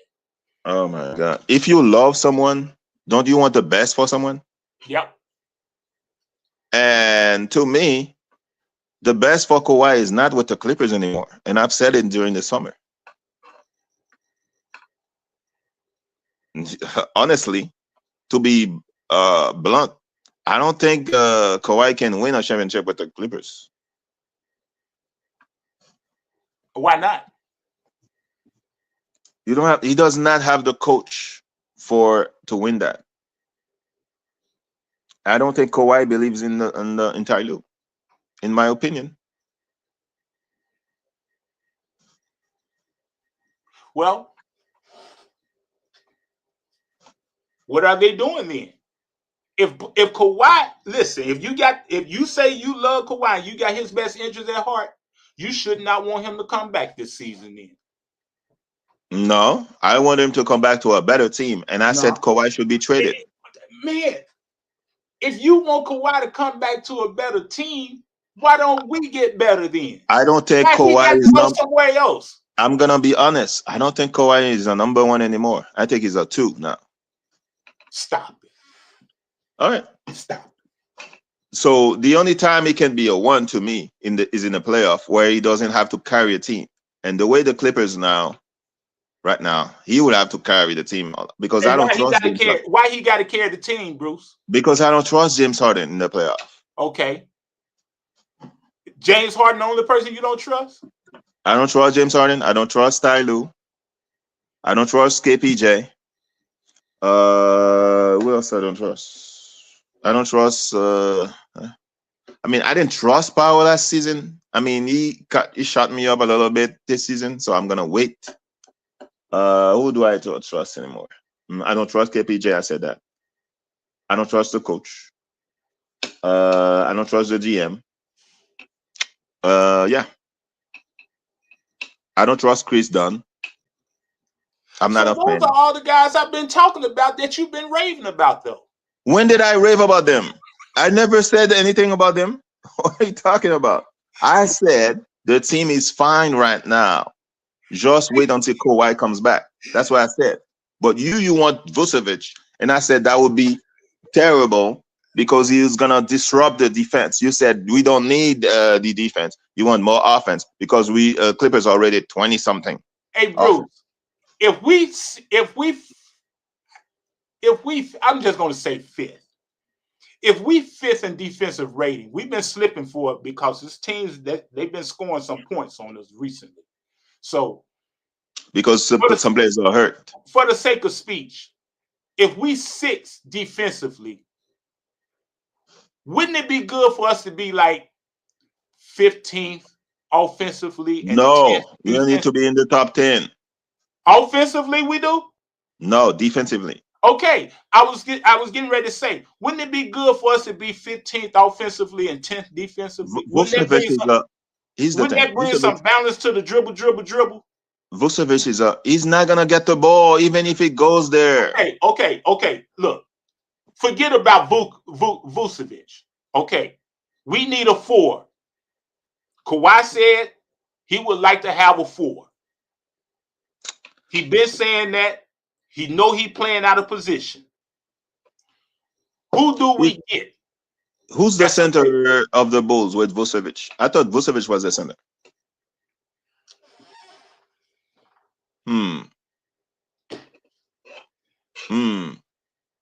Vucevic plays a power forward. He's playing center, but his game. How many power forward have succeeded with James Harden? Oh, the bigs that James Harden play and have success with James Harden is people who can catch his lobs. How many times have you seen James Harden a big post up and then he feeds them the ball? But you're the one who said the offense got to change. Yes, the offense got to change without Vucevic. That's why we don't need Vucevic. Okay, so you say stick Batum in there, right? So Batum is going to fill that void, right? To be honest, I think Batum should be there for the playoff. I think he should be like Robert Horry. Okay, he should be like Robert Horry coming off the bench. If the Clippers get Vucevic, wait a minute, he should be like Robert Horry coming off the bench, right? Yes, coming off the bench like Robert Horry. So that still doesn't address the 4 spot. I mean, you could have Derrick Jones play the 4, I guess. So a 6'5", because he can leap to the moon, but playing out of position. The league is small now, man. It's a few teams that have big men. Have you seen the Hawks? Bruce, you play chess? No, I do not. Okay. Chess players come with their strategy. They don't play the same way as their opponents play. Clippers do not have a strategy. Wait a minute, hold on. They try to make their opponent play their game. And if you play your opponent's game, you're going to lose. You got to have your own strategy and force your opponent to play your strategy. If you play your opponent's strategy, that's not the reason I said small ball crap that everybody playing. That's not the reason what I said it. When you play big at the 4, the 4 that is small and more explosive can go to the basket, go past you. So that's why I'm saying it. Like if you watch the Celtics, the only big you see there would be Porzingis, and everybody's like small. You got Porzingis and you got Al.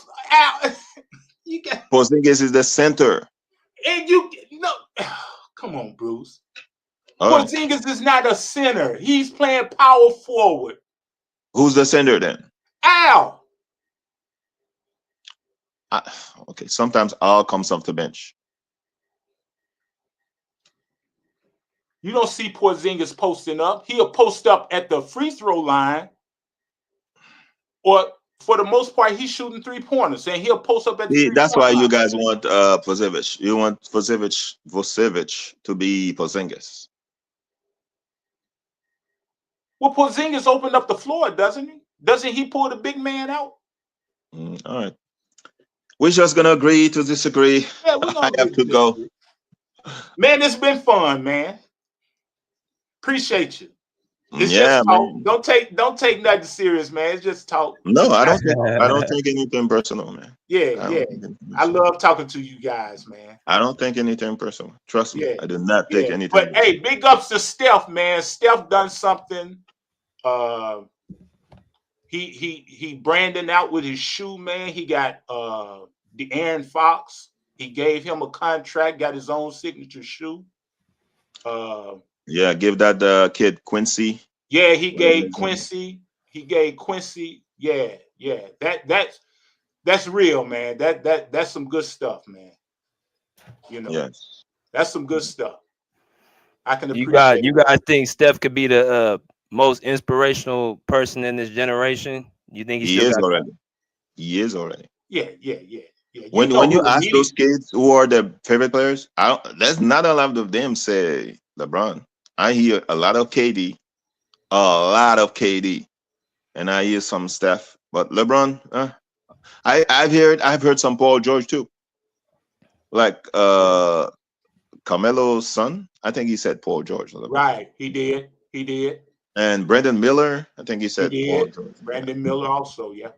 Yeah. Paul George is Brandon Miller GOAT, he said. Man, Paul George never got hurt, man. That dude he could be the best player in the league. Yeah. But he has been struggling this season. I mean, yeah, minutes restrictions. He's been playing well lately though. They won their 4 last 6 games. Yeah, that super team, Andre. I don't know about that now. So man, Embiid, man, disappointing. Joel, disappointing. Embiid, that's his name. Okay, I'm not gonna say anything. Joel, I picked the Sixers. I picked the Sixers to go to the finals. I don't know. Okay, it's not looking. Say it again, Bruce. I picked the Sixers to go to the finals, so I don't know. I did too. I like Embiid, but he's disappointing. He don't play. He don't take advantage of his skill. He playing trendy basketball.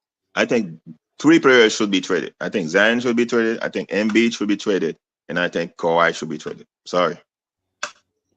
They probably trade each other off for each other and run rotation. Say it again, BJ. I said they trade each other and run rotation. He said Zion, Kawhi, and Joel. Kawhi ain't going nowhere. I can see Zion going somewhere. Yeah, he disappointed.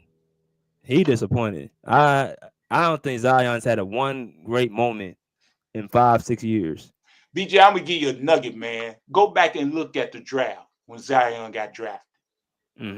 Go look at his expression when New Orleans called on him. Look at his expression. Yeah. You'll be like, damn, I see what's going on. Some players, they're not good for certain cities. I think if Zion went to San Antonio, Golden State, I don't think if he went to Atlanta, man, that would be trouble. You lied there for Golden State, aren't you? No, I'm just saying some cultures, like if he went to Miami, it would be better for him. No, he couldn't handle Miami. Not those stringent. Pat Riley talking about 4 or 5% body fat and all that type of stuff. That would be good. Miami. That would be good for him. He just need an organization that has structure. That's why I said Golden State. Golden State has structure. That's what I'm saying. Like Warriors, Spurs, Heat. What? I'm not gonna say Clippers. I don't know.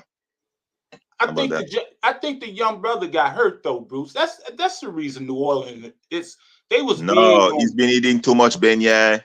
No. They was big on the point guard they got from Murray. He came back. Murray. He came back. Huh? He's playing now. I think he's playing now. Yeah, I think there's Brandon Ingram. Not happy with the team. They're trying to trade him. Maybe Lakers. So I don't know. Lakers. Yeah, I mean, New Orleans has a lot too much food. The gumbo and beignet. Come on, man. You shouldn't be there. I just think he's not happy, man. I like He's not happy. Zion. I like Zion. I think he reminds me so much of Charles Barkley, you know. Nah, he's no Charles Barkley, man. He's like Robert Track Taylor. I say it again. He reminds me of Charles Barkley. Yeah, in Nightmares. He reminds me of so much of Charles Barkley, whether you don't think so or not. He reminds me of Charles Nightmares. In Nightmares. He don't remind me of no Robert Tractor Trailer, you know. He don't remind me of Robert Tractor. Rest in peace, Robert. You know. I mean, Track Taylor was good, very good. He was a beast, man. He was really good, and they traded him for Nowitzki. That was crazy to me. I mean, yeah. He played in Milwaukee. He did a stint in Milwaukee. He was nice, man. He was. Oh, nice. What's the guy that played with Charles Miller? Oliver Miller. Oliver Miller in Phoenix. Yeah. Oliver Miller was 400 pounds, man, running up. That's Zion, man. You can't beat a guy when he's going through something. Really? I mean, if I go to his bank account, he's all right. So, I mean, you got a Jordan shoe, you got the Pelicans. Come on, man. He's all right. He'll be fine. He's gonna be fine. When he get into a place, you're gonna see a whole different Zion. I mean, I heard that the Warriors may trade for him. So, who they gonna trade? Wiggins. What's the other guy name? Moody, something like that. So yeah.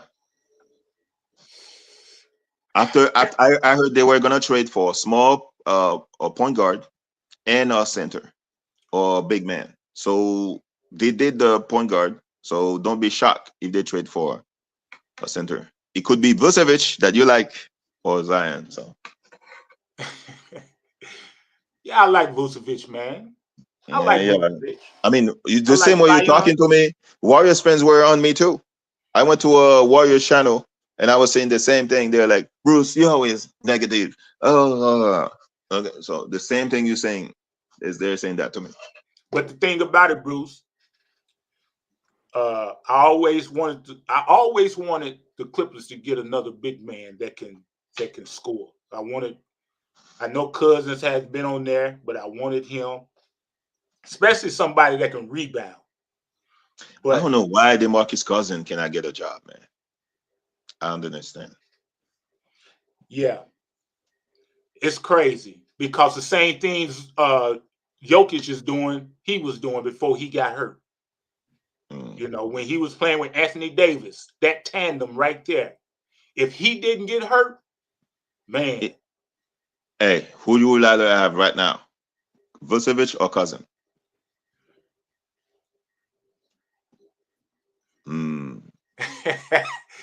Cousins.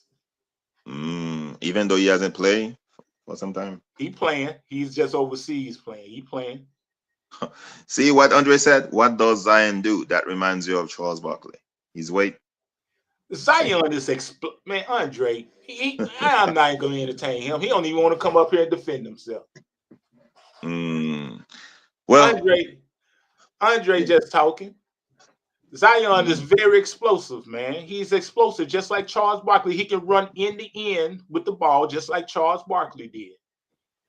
He can post up. I don't think he has the heart. He can post up. He shoots over 60% from the field. He knows where to shoot the ball from. He don't try to play outside his skill set. But he's not durable like Charles. Okay, then that's fine. But that can and Charles tell him all the time, lose weight. He can change that. He probably just don't want to be in New Orleans, man. Just like Charles didn't want to be in old sorry Philadelphia at the time. And he went to Phoenix, Andre. See? They're going to be trading Embiid pretty soon. You know what's gonna be funny? Embiid's gonna be traded and then be healthy all the time in that other team. I can see that. That's the way it always goes. I can see that. That's funny, man. Well, Mr. Oldman, thank you for talking to me. Hey, nice Bruce, discussion. it's been a pleasure, man. It's been a pleasure. It's been a pleasure. BJ, thank you as always. BJ, it's been a pleasure, man. Thanks, y'all. Appreciate y'all coming in. All right, then.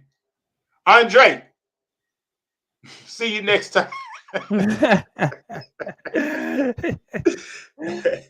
right, then. Oh, man. All right, so great show, man. A little less than 4 hours in, man. I'm about to go take me a nap, give me some food, and yeah, relax. You know what I'm saying? Just wind it down for the rest of the day. Hope that y'all enjoyed it, and we'll be back on the next stream. Pull up a seat, pull up a chair, pull up. Peace. Out of here like swim well.